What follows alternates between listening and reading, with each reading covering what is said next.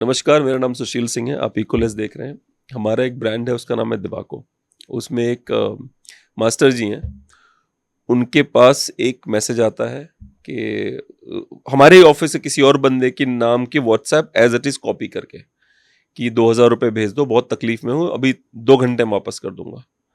तो उन्होंने रिप्लाई किया कि 2,000 तो नहीं है, 1,200 है। तो उसने बोला ठीक, कोई बात नहीं, 1,200 भेजो, 800 में किसी और से ले लूंगा। ठीक है।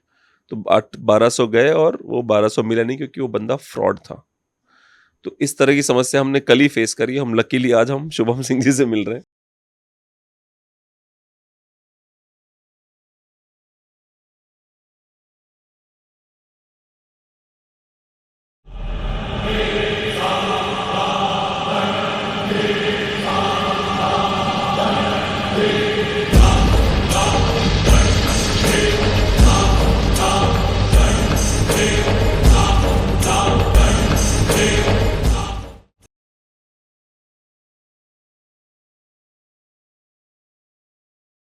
कैसे हैं आप शुभम सिंह जी? मैं ठीक हूँ। आप कैसे हैं? ये मैं बहुत ही सरप्राइज्ड हूं कि anything which is too good to be true is never true. ये इतनी या सी बात क्यों समझ में नहीं आ रही लोगों के? लैक ऑफ अवेयरनेस है, और जो साइबर हाइजीन होनी चाहिए लोगों में वो नहीं है। लाइक हम डिजिटलाइज तो हैं, हम डेली बेसिस पे ऑलमोस्ट फ़ोन या किसी इंटरनेट से जुड़े हुए हैं, इलेक्ट्रॉनिक डिवाइस यूज़ कर रहे हैं, पर हमें उसके जो सेफ्टी कंसर्न है वो मतलब वो उस पर फोकस नहीं करते लोग, बस अपने काम में लगे हुए हैं। बट उसका जो लूप होल्स हैं और उसके जो इम्पैक्ट्स हैं, जो डिजिटल एनवायरनमेंट जो हो रहा है उसके, वो नहीं पता है लोगों को। इसकी वजह से पर अब काफ़ी। हमारी अंतरात्मा चीख चीख के कह रही होती है कि भाई ये फ्रॉड हो सकता है। कह रही होती है ना। जी। जितने भी लोग हैं, जितने लोगों को कटा है, जितने लोग बेवकूफ बने, सबकी आत्माओं ने एक बार जरूर बोला होगा, डूड ये गड़बड़ लग रहा है, बहुत अनबिलीवेबल नॉनसेंस है ये। फिर भी लोग फंस जाते हैं। ऐसा क्यों होता है?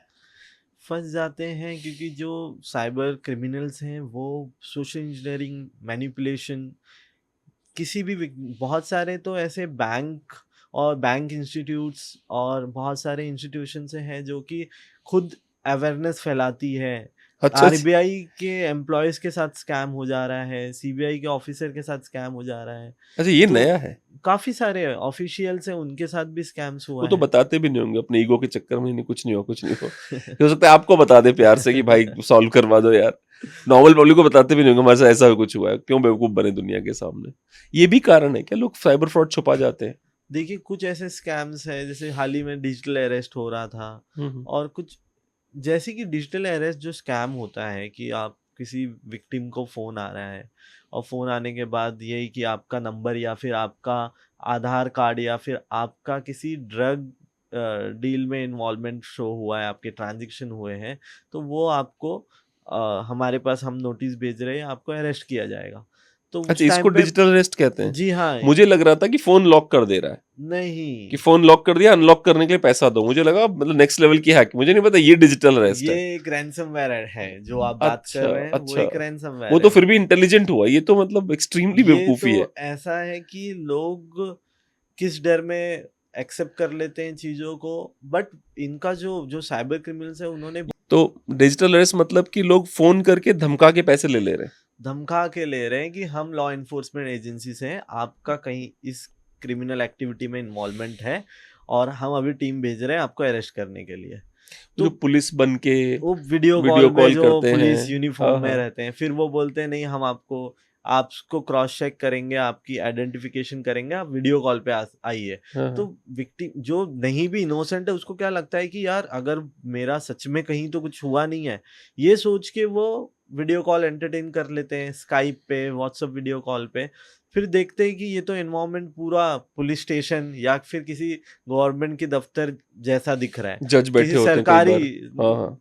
मतलब ऑफिसर्स हैं, यूनिफॉर्म में हाँ हैं, हाँ हाँ हाँ। और वो आपको ऑन पेपर दिखा रहे हैं, ये नोटिस आया है आपके नाम से, ऐसे ऐसे ये हम्म। स्कैम हुआ है, पूरा रिकॉर्ड होगा। फिर दिखाएंगे। अब इनके पास बेसिक डिटेल्स होती हैं, जैसे कि आपका नाम, नंबर या ईमेल आईडी, या फिर जैसे कि आप कहाँ से हो, या आपका bank account so and so कि कौन सी बैंक में है। इससे क्या होता है, विक्टिम को और ऐसा लगता है कि देखा जाए कि क्या है। और जब वो देखता है विजुअल देख लेता है कि ये तो ऑफिसर हैं, तब और डर जाता है, पैनिक सिचुएशन में होता है। बाद में उनको ये होता है कि या तो सेटल करने के नाम से, या फिर इस मैटर को क्लोज करने के लिए, या फिर जो भी फाइन है वो मतलब जो भर नॉर्मल दीजिए। पुलिस वाले मांगते हैं कि जो जो मैं फाइन नॉर्मल जिंदगी में जो झेल रहा हूँ वो वीडियो कॉल पे हो रहा है, तो मुझे लगता है हाँ भाई ठीक है, सही होगा, ले लो। तो फाइन के नाम पे हाँ हाँ ऐसे करके हाँ। उनसे डिमांड होता है, और बहुत सारे विक्टिम इस चीज से छुटकारा पाने के लिए पे कर देते हैं, कुछ डर से कर कितने देते हैं। कितने करोड़ का होगा ये स्कैम? अगर टोटल इंडिया के स्कैम की बात करें तो कितना डिजिटल स्कैम? अरेस्ट हाँ हाँ। डिजिटल अरेस्ट तो 20-25 करोड़ का तो हुआ होगा अब तक आराम से। नहीं नहीं, मुझे लगता है नंबर बहुत ज्यादा होगा इससे। करोड़ में तो हुए हैं, बट जो मोस्टली ये कुछ ऐसे बड़े विक्टिम्स हैं, बट नहीं तो सब लाखों में हैं कुछ। ऑन अगर ऑन रिकॉर्ड आप जाएंगे तो उसमें अब डिपेंड करता है चलिए कितने ग्रोक से एफआईआर हुए पूछते हैं। हैं ना, digital arrest, how many crores were in India, हाँ। looted by criminals in India? देखते हैं क्या कहता है हमारा ये ग्रॉक। 120.3 करोड़, ऐसा 2024 का आंकड़ा है। अच्छा। और the total losses from digital arrest scams rose up to 2140 crore with over 92,323 cases reported. 2024 में ही है, पहले 10 महीनों में। हाँ, ये 2024 में ही तो हाँ आया हाँ हुआ हाँ था हाँ। ये स्कैम। 2140 करोड़ रुपए, मामला अरबों में चला गया। जीनियसेस है ना, like if you look at them, if they don't do that nonsense, they have good ideas, they can be successful. पर यही करना है, फ्रॉड ही करना है। ये इजी मनी जो भी है, ये इतने जल्दी पैसे कमाने के लिए मेन तो वही है। मोटिव क्या है उनका? फाइनेंशियल स्कैम करने का। पर इसमें सजाएं कितने की हैं? जैसे पकड़ा गया कोई तो क्या सजा है? अब वो सब डिपेंड करता है क्या सिचुएशन, कितनी इन्वॉल्वमेंट है, क्योंकि इसमें एक इंडिविजुअल पर्सन इन्वॉल्व नहीं होता है, जी ये जी। पूरा ग्रुप ऑफ पीपल होता है, और इन सबको एक एक टास्क है, उस हिसाब से वो स्कैम चलता है। तो आईटी एक्ट प्लस जो हमारा बीएनएस एक्ट है, उसके ऊपर डिपेंड करता है, क्योंकि जब इन्वेस्टिगेशन, लाइन ऑफ इन्वेस्टिगेशन में आपको टेक्निकल एविडेंस कितने मिले हैं, डिजिटल फुटप्रिंट्स कितने मिले हैं, डायरेक्ट इन्वॉल्वमेंट कितना मिला है, क्योंकि ये जो कल्प्रिट्स हैं वो आजकल तो बहुत ज़्यादा स्मार्ट है। पहले एक टाइम होता था कि किसी ने कोई और सिम लेके स्कैम कर दिया, पर अब ऐसा नहीं होता। अब सब वर्चुअल नंबर, वीओआईपी कॉलिंग, सब एडवांस हो चुके हैं। और जो रूरल एरिया से स्कैम होते थे, हम सुनते थे जैसे जमतारा और ऐसे कुछ एरियाज हैं जहाँ से स्कैम्स चलते थे, तो ये लोग भी अब काफ़ी स्मार्ट हुए हैं। उनको पता है आईपी एड्रेस ट्रेस हो जाती है, वीपीएन यूज़ कर किया जाता है। तो ये कहीं ना कहीं टास्क हो रहा है ये लॉ इन्फोर्समेंट के लिए। मुझे समझ में नहीं आती एक बात कि जो पकड़े गए हैं, जेन्युइनली पकड़े, क्या उनको ऐसी सजाएं मिली ताकि अगला बंदा ना कर सके, या फिर उन्होंने कुछ दे दा के बाहर आ गए वो? नहीं नहीं, सजाएं मिलती है। लाइक जैसे मैं चाइना में फ्रॉड वॉड के लिए सीधे फांसी वासी दे रहे हैं वो लोग। नहीं, इतना स्ट्रिक्ट हाँ हाँ हाँ इतना स्ट्रिक्ट तो नहीं है, हाँ हाँ। बट बाय लॉ जो है कि कुछ आईटी एक्ट में ऑलमोस्ट नॉन बेलेबल ऑफेंस में आया जाता है जितने भी क्राइम्स हैं। तो बट बेल और वो सब उस डिपेंड करता है उस पर्सन का कितना इन्वॉल्वमेंट है, कितने एविडेंस शो कर पा रहे हैं, क्योंकि पुलिस लाइन ऑफ इन्वेस्टिगेशन करेगी, बट एट लास्ट आप कोर्ट है जो फाइनल आंसर देगी उस चीज पे। फाइनल जजमेंट कोर्ट के हाथ में है। तो अब पुलिस के पास कितने एविडेंस है उस हिसाब से। और काफ़ी केसेस हैं जो ओपन हुआ है, जो डिटेक्ट हुआ है, बट वही है, अभी काफ़ी स्मार्ट हो गए हैं तो बहुत कम विक्टिम मिल पाते हैं। दूसरी बात है कि ये जो विक्टिम्स को टारगेट किए जाते हैं, ये जो कल्प्रिट जो टारगेट करते हैं, वो लोग जैसे कि वो ऑपरेट कर रहे हैं कहीं राजस्थान से, या फिर कर रहे हैं दिल्ली से, तो वो मुंबई महाराष्ट्र को टारगेट करेंगे, क्योंकि उनको पता है कि ये जो इन्वेस्टिगेशन प्रोसेस होगा, इसमें जो गैप है, इतना इंस्टेंट तो कोई स्कैम होते ही नेक्स्ट डे उन तक पहुंचेगा नहीं। प्लस वो जो भी नंबर यूज कर रहे हैं, बैंक यूज कर रहे हैं, उनका डायरेक्ट कहीं कॉमन लिंक है नहीं। तो जो इन्वेस्टिगेशन प्रोसेस है उसमें टाइम जाता है। दूसरा, ये टारगेट करते हैं मोस्टली स्मॉल अमाउंट, जैसे कि 50,000 का एक स्कैम किए, 40,000 का किए, 30,000 का किए, तो वो इंडिविजुअल महाराष्ट्र में किसी का स्कैम हुआ है 30,000 का, तो वो इतना फॉलोअप करना, उतनी इनिशिएटिव हो नहीं पाती, ना पुलिस भी तुरंत उस चीज पे एक्ट करके प्रॉम्प्टली कुछ कर पाए। इसीलिए अभी जो फ्रीज कर दिया जाता है इमीडिएटली, जो स्कैम जिस भी अकाउंट से हुआ है उसे फ्रीज कर दिया जाता है, वो इसीलिए किया जाता है कि तुरंत प्रॉम्प्टली कुछ हो एक्शन। पैसे निकालते कैसे हैं वो लोग? जैसे मान ले मेरे को फोन किया, मैं डिटेल ले ली, पैसे कैसे निकाले मेरे अकाउंट से? आपके अकाउंट से पैसे, देखिए आप कहीं ना कहीं विक्टिम कुछ शेयर कर रहा है, ओटीपी दे रहा है। अच्छा। जब जब जैसे केवाईसी अपडेट स्कैम हो गया कि आपका केवाईसी अपडेट करना है, और नहीं तो आपका SIM so and so time में बंद हो जाएगा। अब कॉलर आईडी ऐप से पता चल जाता है कि ये कौन सा सिम यूज कर रहा है पर्सन। उससे पता चल गया एयरटेल से, सर हम एयरटेल की तरफ से कह बोल रहे हैं और आपका केवाईसी अपडेट करना पड़ेगा आपको, नहीं तो इमीडिएटली आपका सिम बंद हो जाएगा। तो कभी कभी क्या होता है, विक्टिम ये हो जाता है कि यार क्या वेरिफिकेशन करना है, मैं दे देता हूँ अपना इन्फॉर्मेशन। वो बताएगा हाँ आधार के लास्ट डिजिट बताइए और सो एंड सो इन्फॉर्मेशन बताइए। उस हिसाब से वो फिर बोलेगा कि आपको एक ओटीपी जनरेट होगा, वो ओटीपी आप शेयर करिए, या फिर हम हमारा एक एप्लीकेशन है एयरटेल सपोर्ट एपीके फाइल, वो शेयर करेंगे उनसे लिंक। जैसे ही वो ऐप इंस्टॉल किया जाएगा, जैसे हम TeamViewer, AnyDesk, remote access, वैसे ही एप्लीकेशन होता है जो कि रिमोट एक्सेस ले लेगा और फिर उसके बाद फ्रॉडलेंट ट्रांजेक्शन हो जाता है। अच्छा, मुझे ये भी समझ में नहीं आ रहा कि चलो पुराने वाले, जैसे सुकेश नाम से एक बड़ा फ्रॉडस्टर है, मिस्टर नटवर लाल हुआ करता था कई जमाने में, है ना, वो पुराने वाले फ्रॉडस्टर जो थे। सुकेश नाम का बंदा जो भी तिहाड़ में है, जिसने किसी गृहमंत्री से, सुकेश चंद्रा, उसने किसी गृहमंत्री, पता नहीं कौन सा गृहमंत्री का नाम आज तक सामने नहीं आया। ये जरूर हुआ कि गृहमंत्री से उसने 200 करोड़ रुपए फिरौती मांगी, और जितना उसके पास पैसा है उसको देख के लगता है मिल भी गई शायद उसको। आप समझ रहे हो, पर गृहमंत्री किसने दी उसका नाम नहीं आज तक बाहर आया। ये बड़ा अच्छा होता है पॉलिटिशियंस का, अपना मतलब देख लेते हैं भाई, फ्रॉड की इन्फॉर्मेशन बाहर जानी चाहिए, बंदे की नाम नहीं जाना चाहिए। तो एनीवेज, तो वो चलो ये एक तो इस लेवल का फ्रॉड है कि बंदे ने फोन पे कन्विंस कर लिया कि मेरे को भेजो, ठीक है। दूसरा ये जो मुझे ऐसा लगता है गरीबों से क्यों करवा रहा है, बेचारा गरीब आदमी मुश्किल से पैसे कमा रहा है, वो इतना अकल वाला भी नहीं है ना, मतलब, और जो कर रहे हैं वो भी गरीब है। तो इन रियलिटी एक गरीब आदमी दूसरे गरीब आदमी लिटरली लूट रहा है इस टाइम पे। मेन यही है कि जो इनके पास डेटाबेस होता है उसमें ये बल्क में टारगेट करते हैं। मोस्टली साइबर फ्रॉड जो होता है उसमें बल्क में टारगेट करते हैं, अब जो फंस जाए वो फंस जाए, ऐसा है। तो इसमें अच्छे खासे पढ़े लिखे गवर्नमेंट के ऑफिशियल्स भी, और जो नहीं पढ़े लिखे हैं, जिनको नॉलेज नहीं है, जिनको जिनको जो टेक्नो सेवी नहीं है, इतना टेक्निकल अपडेटेड नहीं है, उनके साथ भी हो रहा है ये। कोई ऐसा केस बताइए बिना नाम लिए अधिकारी का, जहां पे आपको लगा कि मतलब तुम्हारा कैसे कट गया यार, तुमसे तो उम्मीद नहीं थी मुझे। अभी रिसेंटली एक नेवी के ऑफिसर हैं, उनके साथ क्रिप्टो करेंसी का स्कैम हुआ है।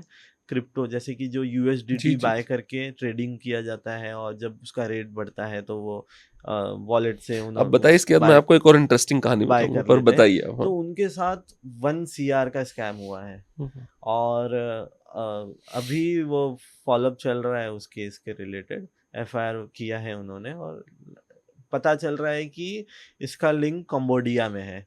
जो ये ट्रांजैक्शन हुआ है वॉलेट से, और ओवरऑल ये जो मनी लॉन्ड्रिंग हुई है, इसका लिंक लग रहा है कंबोडिया में। तो ऐसे काफ़ी हैं जिनके साथ हो जाता है स्कैम, क्योंकि ये इन्वेस्टमेंट के नाम पे कुछ रिटायर ऑफिसर्स हैं। अभी रिसेंटली एक आर्मी ऑफिसर के साथ इन्वेस्टमेंट स्कैम हुआ है। तो वो इतना जेन्यून लगता है जो वो प्लेटफॉर्म बताते हैं, जैसे वो कन्वेंस करते हैं, जैसे वो मैनिपुलेट करते हैं, इसमें लोग फंस जाते हैं। अभी मैं दुबई गया था एक कॉन्फ्रेंस में हमारे ऑफिस के लिए की तरफ से, तो वो कॉन्फ्रेंस थी इसी सेम टॉपिक पे कि जो जितनी भी कंपनियां जैसे कॉल सेंटर्स हैं मेनली, उनके लिए था कि किस तरह से वो अपनी लीड जनरेशन बढ़ा सकते हैं। इसी पे कॉन्फ्रेंस था पूरी की पूरी। जब मैं अंदर गया तो मुझे पता चला कि उस प्लेटफॉर्म में दुबई जैसे शहर में ऐसी ऐसी चीजें बिक रही हैं जो लिटरली फ्रॉड है, लिटरली फ्रॉड है वो। ये स्थिति हुई कि एक यूक्रेनियन बंदा, यूक्रेन से था वो मुझे बोलता है कि मैंने उसके पास गया, व्हाट डू यू हैव, पता होता आपको, पता होगा स्टॉल्स लगे होते हैं, आप जाते पूछते हो क्या बेच रहे हो भाई तुम, तो कह रहा है कि we are into crypto currency. I said okay great, what do you do? तो फिर बोलता है कि क्रिप्टो करेंसी दिस दैट, ऐसा ऊपर नीचे दुनिया भर की बात। फिर मैंने बोला कि फिर क्रिप्टो करेंसी किसका, कौन सी, मतलब बिटकॉइन है कि वो जो उसका डोज है, क्या हो रहा है? कह रहे कुछ नहीं है इसमें। कह रहे आपके बंदे फोन करेंगे, ये रहेगा उसका, ये पूरा सिस्टम दिखेगा उसको, आप उससे पैसा लोगे 6 महीने तक, उसको दिखता रहेगा, उसको ऊपर जा रहा है, ऊपर जा रहा है, ऊपर जा रहा है, फिर आप बंद कर दो उससे बात करना, फिर अगले बंदे को कॉल करो। और मेरे मुंह से निकल गया, मैं बोलना नहीं चाहता था, मैंने बोला तुम्हारे अंदर कॉन्शियसनेस नहीं है कोई भी? लिटरली मेरे मुंह से निकल गया कि you don't have consciousness, like how do you sleep at night? क्योंकि जिससे हमारे ही जान पहचान में एक महिला के साथ सेम चीज हुई, क्रिप्टो वाला फ्रॉड। बहुत ही, मतलब मैं ये नहीं कहूंगा कि अमीर है, बट घर चल रहा है बहुत अच्छे से, या किसी तरह से घर चल रहा है कह लो। 2 लाख रुपए ले लिए क्रिप्टो के नाम पे उनसे। और वो महिला अपने पति से शायद छुपा के कर रही थी कि मतलब जैसे नहीं होता कि जो मेरे बच गए उससे कर लेती हूँ, अमीर बन जाऊंगी मैं भी, परिवार पूरा अमीर बन जाए, जो भी उसकी सोच रही होगी। बट लुक एट इट, काफी काफी ज्यादा हो रहा है ये स्कैम्स इस तरीके का। तो बेच रहे हैं भाई लोग, लिटरली सॉफ्टवेयर बेच रहे हैं कि ये लो, दिखाता रहेगा ऊपर जा रहा है, नीचे जा रहा है, ऊपर जा रहा है। कह रहे मैंने बोला बिटकॉइन का लगा लो, आप क्या लगवाना चाहते हो बताओ, हम लगा देंगे। मतलब समझ गया, ये पूरा स्कैम प्रोसेस पूरा हैंड स्कैम ओवर कर रहे प्रोसेस, हैं ये हाँ तो। हाँ, कि वो सॉफ्टवेयर है हमारा, उसकी फीस पे करो आप महीने की।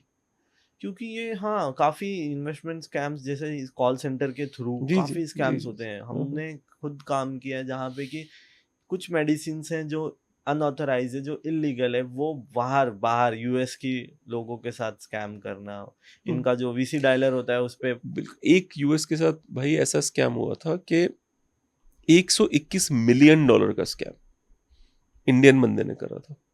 क्या करता था वो, फोन किया, आईआरएस से आपका टैक्स बाकी है अमेरिका में, आईआरएस पे सबके पैसे बाकी हैं।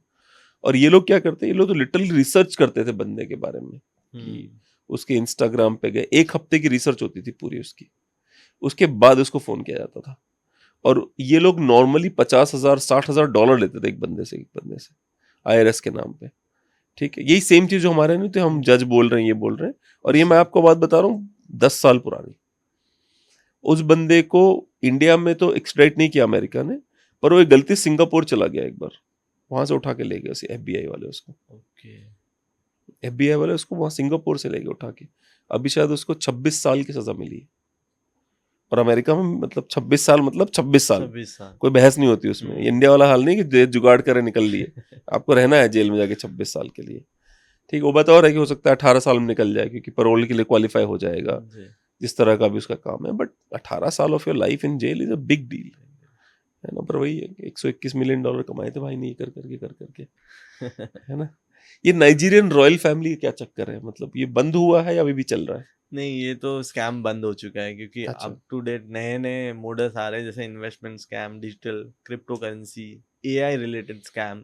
तो ये जो स्कैम है ये अब तो कोई बिलीव नहीं करता, और बहुत लोग अवेयर हो चुके हैं इस चीज़ से, तो इतना इजी नहीं फंसता। क्योंकि ये जब केबीसी का ज़माना था कि हाँ आप लोग को लॉटरी लग गई, उस टाइम का ये स्कैम है। तो फिलहाल तो ऐसे केसेस नहीं देखे जा रहे हैं तो जी। नाइजीरियन रॉयल फैमिलीज अब खत्म हो गई अब हैं। खत्म हो चुकी है हाँ हाँ हाँ। जी। मुझे समझ में नहीं आता, मैं जब पहली बार मेरे पास वो ईमेल आई थी, मैंने बोला मतलब क्या बेवकूफ़ी है, एंड आई वाज यंग जब वो ईमेल आई थी। बट मेरे पिताजी ने मुझे एक बहुत सिंपल सी, वही जो मैंने शुरू में बोला था आपको, ऐसी चीज जिसपे आपकी अंतरात्मा गवाही नहीं दे रही है कि ये सच हो सकता है, मान के चलो कि वो झूठ है। क्योंकि कोई भी लकी नहीं होता इतना। बहुत सिंपल कह रहे, जिंदगी देखो अपनी पूरी। अब तक एक छोटी सी वो बताता हूँ, एक मेरे पत्नी के भाई है, तो क्या करते हैं, उनके दादाजी पैसे रखे हुए थे, ठीक है, तो कभी 10 रुपए चुरा लिए, दादाजी ऊपर ने पैसे रखते, कभी 20 रुपए चुरा लिए, और जाके अपनी बहनों को कि ये देखा मुझे 10 रुपए मिले हैं, 20 रुपए मिले हैं। 3 दिन चलाइए। एक बहन ने मम्मी को बोला कि मम्मी इसको रोज पैसे मिलते हैं, घर वाले खुश, इसके नाम से लॉटरी निकलवानी चाहिए। पर देखिए माँ का दिमाग, मम्मी ने उठाई झाड़ू, मम्मी ने बोला एक बात बता, इतनी बड़ी मैं हो गई साला, आज तक मुझे 1 रुपया नहीं मिला, तुझे रोज पैसे मिल रहे हो। उसने उठाई झाड़ू मारना चालू किया, तो उसने बोला सॉरी मम्मी, वो दादाजी से चुराए थे मैंने पैसे। अगर वो काम नहीं करती वो वही बढ़ावा देती, तो बंदा चोर बन जाता। आज तो खैर वो चार्टर्ड अकाउंटेंट है, पर वो तब चोर बन जाता। ये वही वाला हाल है कि अगर माएं अपने बच्चों को वही नहीं रोकेंगी, फ्रॉड कौन करता है? जैसे आपकी जो परवरिश है उसी हिसाब से आप फ्रॉड करोगे या नहीं करोगे, परवरिश पे डिपेंड करता है ना। करेक्ट। हाँ। तो आपको क्या परवरिश का कितना बड़ा हाथ होता होगा फ्रॉडस्टर बनने में? बहुत बड़ा इसमें इन्वॉल्वमेंट है, इसका हाथ होता है, क्योंकि मैंने अभी ये जो कॉल सेंटर वाली बात की, तो जी जी। उसमें 17 साल के 3 बच्चे थे, 17 साल के। हम्म। और उनकी बहुत कम एज, मतलब देख के लगे ये तो बच्चे हैं, अभी पढ़ाई लिखाई करनी चाहिए इनको। और वो नाइट शिफ्ट में, नाइट में जॉब कर रहे हैं, क्योंकि वो वैसे कॉल सेंटर में थे। तो ऐसा है कि पेरेंट्स को पता होना चाहिए कि बच्चे उनके क्या कर रहे हैं, क्या एक्टिविटी कर रहे और हैं, पैसा कहाँ से आ रहा है? पैसा कहाँ से आ रहा हाँ। है। ऑनलाइन आपके जो सोशल मीडिया है, आप उसमें इन्वॉल्व रहो उनके साथ, तो कहीं ना कहीं कुछ डर रहता है कि हाँ, हम ये करने से पहले, आपका बच्चा 24 घंटा अगर फोन में है तो क्या कर रहा है, कुछ पैसे आ रहे हैं, बन रहे हैं ऑनलाइन, बहुत सारे बच्चे काम करते हैं ऐसा। तो आप एक ट्रांसपेरेंसी रखिए अनटिल अनलेस वो एक मैच्योर लेवल पे हो जाए कि भाई, क्योंकि खाली फाइनेंशियली नहीं, बहुत सारे ऐसे स्कैम्स होते हैं, स्कैम जैसे कि साइबर क्राइम में इंक्लूड होते हैं, जो बच्चे ट्रॉलिंग करते हैं, कुछ ऐसे मीम्स बनाते हैं जो अपने टीचर्स को, अपने प्रोफेसर्स को टारगेट करके और मॉर्फिंग किया जाता है। तो काफ़ी केसेस मैंने देखा है कि जिसमें ये बच्चे हैं, स्कूल्स के बच्चे हैं, इनको है कि एक गुस्सा आ गया मॉर्फिंग मतलब टीचर, किसी का चेहरा फोटो किसी और पे मॉर्फिंग, लगा लिया? फोटो अच्छा हाँ मॉर्फिंग। हाँ। तो ऐसे 2-3 केस आए थे जहाँ पे कि एक इंस्टीट्यूट ने अप्रोच किया था कि ये कोई तो अकाउंट बना के हमारे इंस्टीट्यूट के जितने प्रोफेसर हैं उनके बारे में कमेंट करना, लिखना, फोटोज उनके डाल के कुछ मीम्स बनाना, इस तरीके की चीजें करना। तो ये जो उसके दिमाग में गुस्सा होगा, या कभी किसी प्रोफेसर ने चिल्लाया होगा, उस इंसिडेंट को लेके इसने पूरा ये कर दिया था। उससे क्या, वो प्रोफेसर्स की बदनामी, किसी सर को किसी मैडम से कनेक्ट करके बातें करना, ये सब चीजें ओपन प्लेटफॉर्म पे करना, मतलब पहले ये जो एक चुगलियां पीठ पीछे होती थी अब उसको उन्होंने डिजिटल रंग दे दिया है। डिजिटल रंग दे दिया हाँ है हाँ हाँ हाँ। इस तरीके से। तो काफ़ी पेरेंट्स को देखना चाहिए स्टार्टिंग से ही, अगर आप अपने बच्चों को फ़ोन दे रहे हैं, क्योंकि देने वाले तो वही है, बच्चा तुरंत तो नहीं ले पाता। बट आप वहाँ पे, कुछ ऐसे बच्चे हैं जो तो चलो बाहर जाके काम कर रहे हैं, जैसे कॉल सेंटर में, कुछ ऐसे भी है कि जिनको पेरेंट्स डायरेक्ट सोचते हैं कि यार हम कुछ ये नहीं रहेगा, हमारी प्राइवेसी नहीं रहेगी बच्चे और हमारे में, अगर हम्म। हम इतना ज़्यादा रेस्ट्रिक्शन करें उनके साथ।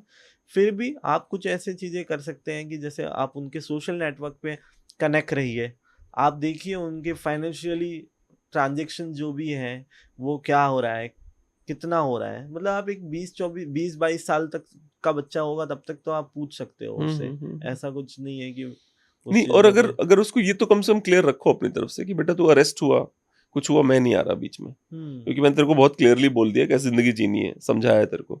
उसके बाद तो पुलिस में जा रहा है, कोई उठा रहा है, तो I don't want to disturb my life for you, because ये फकअप तेरा है, तू देख। करेक्ट। हाँ। क्योंकि पेरेंट्स को कहीं ना कहीं तो पता चलता ही है कुछ ना कुछ, कि अरे बाप हमारा रे, बच्चा माँ उटपटांग बाप को चीजें कर फंडे रहा है, बहुत क्लियर होते हैं। समझ में आ ही मैं जाता समझ है। नहीं पाता हूँ जिन लड़कियों को बड़े नए मोबाइल मिलते हैं, उनकी माएं उनसे क्यों नहीं पूछती कि तेरे को मिला कहाँ से ये फोन।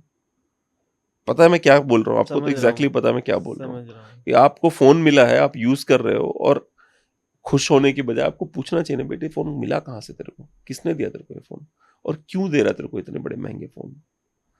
बट बहुत कम होता जा रहा है, पहले बहुत था ये।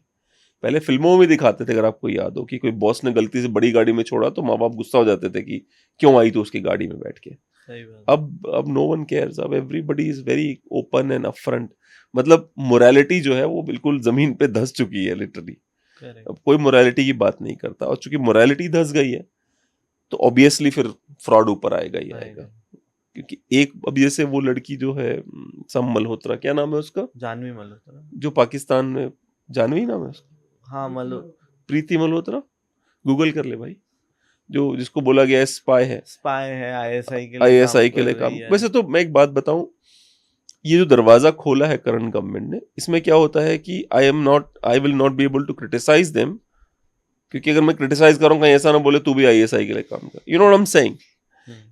Government should never open gates like this, कि जहां पे हम सेइंग कि आई थिंक कांग्रेस पार्टी की ये ठीक है, या फिर इस बंदे का ये ठीक है, या उस बंदे का वो ठीक है, तो अगर मैं ये बोल रहा हूं, इसका मतलब ये नहीं कि मैं देशद्रोही हूं भाई। सही बात है। सिस्टम इसीलिए बना हुआ है ना। हम्म, वो बात और है कि उस लेडी के केस में शायद कुछ और सिचुएशन चल रहा है उसका, hmm. I am not supporting her. अगर हमारे पास फोन है तो iOS अच्छा है या एंड्रॉइड अच्छा है प्रोटेक्शन के लिए फोन की? देखिए, सिक्योर टोटली 100% सिक्योर तो कुछ भी नहीं है, ना iOS है ना कि एंड्रॉयड है। बट एंड्रॉयड थोड़ा सा वीक है, इसलिए कि एंड्रॉयड में आप थर्ड पार्टी ऐप्स इंस्टॉल कर सकते हैं, एपीके फाइल इंस्टॉल कर सकते हैं। iOS में आप डायरेक्टली विदाउट जेल ब्रेक किए डिवाइस कोई भी ऐसे थर्ड पार्टी एप्लीकेशन विदाउट जो ऐप स्टोर पे है, वो इंस्टॉल नहीं कर सकते। क्योंकि ये जो एप्लीकेशन होता है इसके थ्रू ही आपके डिवाइस में कॉम्प्रोमाइज होता है, डेटा लीक होता है, डेटा थेफ्ट होता है। क्योंकि मार्केट में बहुत सारे ऐसे मोड ऐप एपीके जो कि फ्री सब्सक्रिप्शन दे रहा है, जितने भी हम देखते हैं Netflix, Soni live, ZEE5 platform, वो एक ही ऐप पे मिल रहा है, वो भी आपको फ्री में। तो फ्री में कुछ क्यों मिलेगा? वो ऑफिशियल प्ले स्टोर पे तो है नहीं, आपको डायरेक्ट उनकी वेबसाइट से डाउनलोड करना है या फिर ऑनलाइन देखना है। ऐसे बहुत सारे ऐप्स हैं जो लोग इंस्टॉल करते हैं, जो ऑफिशियल मार्केट स्टोर पे नहीं है, प्ले स्टोर पे नहीं है, ऐप स्टोर पे नहीं है। तो उसका आपको ध्यान देना है। इवन बहुत सारे ऐसे ऐप्स भी हुए हैं जो प्ले स्टोर पे भी हैं, ऐप स्टोर पे भी हैं, और उसके बाद भी लोगों के साथ स्कैम हुआ है। इंस्टेंट मनी लोन, इन जो स्कैम काफ़ी हुआ था कि जिसमें कि आपको इंस्टेंट लोन मिल जाएगा। इंस्टेंट लोन मिलने के बाद आप जब इंस्टॉल करोगे ऐप, तो आप एक्सेस देते हो अपने कॉन्टैक्ट गैलरी का, अच्छा। सब कुछ आप अलाउ करोगे तभी जाके आप एप्लीकेशन यूज कर पाओगे। तो जो इंस्टेंट मनी का प्रोसेस होता है कि आपको बेसिक केवाईसी करना है, आपका आधार पैन डाल के, और सेल्फी वेरिफिकेशन करना है, और उस बेसिस पे आपकी जो भी क्राइटेरिया है आपको उस हिसाब से अमाउंट मिलेगा। तो वो एक अमाउंट तो देते हैं 5,000 10,000। उसके बाद ये ऐसे कुछ कॉल सेंटर चलाते हैं जहाँ पे कि सिर्फ हैरेसमेंट किया जाता है। हैरेसमेंट करते हैं, जिन्होंने पे कर भी दिया है वो लोन, जो भी उनका एक्स्ट्रा पैसा है वो सब पे करके उन्होंने क्लियर कर दिया, फिर भी इनके पास डेटाबेस आ गया है, आपका पूरा कॉन्टेक्ट लिस्ट आ गया है, और ये आपके पूरे कॉन्टेक्ट लिस्ट को मैसेज करेंगे कि इस पर्सन ने लोन फोन भी लिया है। करते हैं। बहुत सारे लोगों को फोन, बहुत सारे लोगों को फोटो मॉर्फिंग, और ऐसे हैरेस करके इन्होंने पैसे लिए हैं इनसे, एक्स्ट्रा पैसे। लोग परेशान हो जाते हैं कि कौन इस चीज में पड़े, खत्म करो। क्योंकि आप कहाँ वीक पड़ रहे हो, आपके पेरेंट्स का नंबर है, किसी बच्चे ने अपने ऐसे ही ले लिया है विदाउट इन्फॉर्म किए, तो किसी ऑफिस में किसी ने ले लिया है, तो वो ये है कि भाई 10 लोगों को पता चल रहा है, 10 लोगों को मैंने तो पे कर दिया, फिर भी मेरे बारे में मुझे हैरेस किया जा रहा है उस चीज को लेके। और ये ऐसा हैरेस नहीं होता, ये numbers of call, number of message अलग अलग व्हाट्सएप और से हमारे यहाँ आएंगे। पे कोई FDCPA नहीं है, जैसे अमेरिका में एक प्रोसेस उसे कहते हैं fair debt collection practices act, FDCPA। उसमें रूल्स हैं, आप फॉलो नहीं कर सकते हो, आप कुछ भी नहीं कर सकते हो। हमारे यहाँ तो इस मुद्दे पे कोई ध्यान नहीं दे रहा कि ऐसा करना अलाउड नहीं है। तो हमारी सरकारों को तो शायद इस पे काम भी करना चाहिए कि भाई ये जो बंदा है उसको जीने भी दो, सुसाइड मत करवाओ उससे। पर हमारे यहाँ तो चलता ही रहता है लिटरली, मतलब कोई भी कभी भी किसी को फोन कर सकता है। और फोन की लिस्ट इतनी आसानी से बाहर कैसे जाती है हमारी, वो समझ नहीं पाता हूँ। जैसे मेरे फोन कॉन्टैक्ट कौन कौन से हैं, who can see my contacts? देखिए, हम मल्टीपल एप्लीकेशंस यूज़ कर रहे जी। हैं, हम बैकअप के लिए मल्टीपल एप्लीकेशन यूज़ करते हैं, थर्ड पार्टी, और काफ़ी चीज़ें।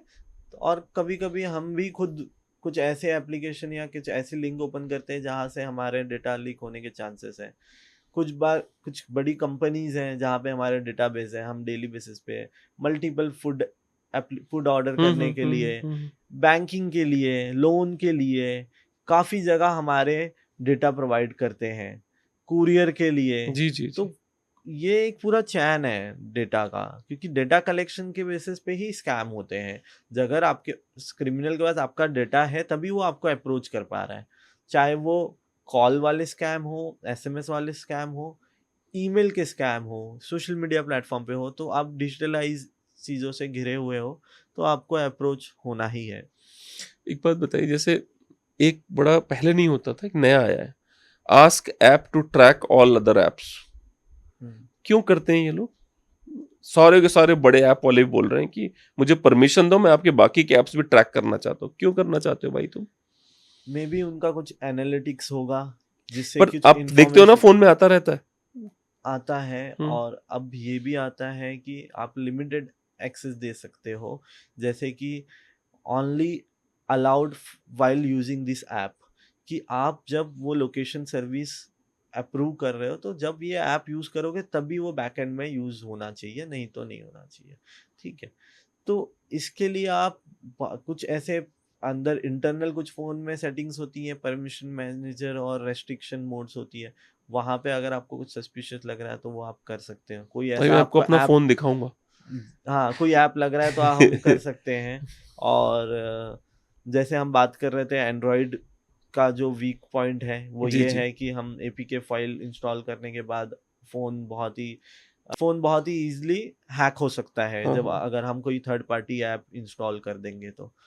क्योंकि जैसे फ्लिपकार्ट, अमेजॉन, ई शॉपिंग, या जब कुछ फेस्टिव सीजन है उस टाइम पे भी काफ़ी ऐसे स्कैम्स होते हैं। आपको डायरेक्ट व्हाट्सएप पे लिंक्स आते हैं कि आप इसके थ्रू बाय करेंगे तो आपको इतने कूपन मिलेंगे, और इस तरीके से हम लिंक ओपन कर देते हैं या कोई ऐप ओपन करते हैं, तो ये एंड्रॉयड जो वीक पॉइंट है एंड्रॉयड के वो हम बता रहे हैं। बाकी आईओएस में जो आई क्लाउड पे हमारे डेटा होते हैं, जैसे जी जी। आईओएस में डायरेक्ट तो डिवाइस हैक होना, जो लूप होल्स होते हैं कभी कभी वो भी हैक होते हैं, आईओएस भी होता है, इसलिए वो अपडेट होते हैं, सिक्योरिटी अपडेट्स होते रहते हैं, क्योंकि जो लूप होल्स है वो तो पर पैच एप्पल किया तो जाए। बोलता है हम तो मतलब एप्पल ले लिया मतलब आज से आप सेफ हैं।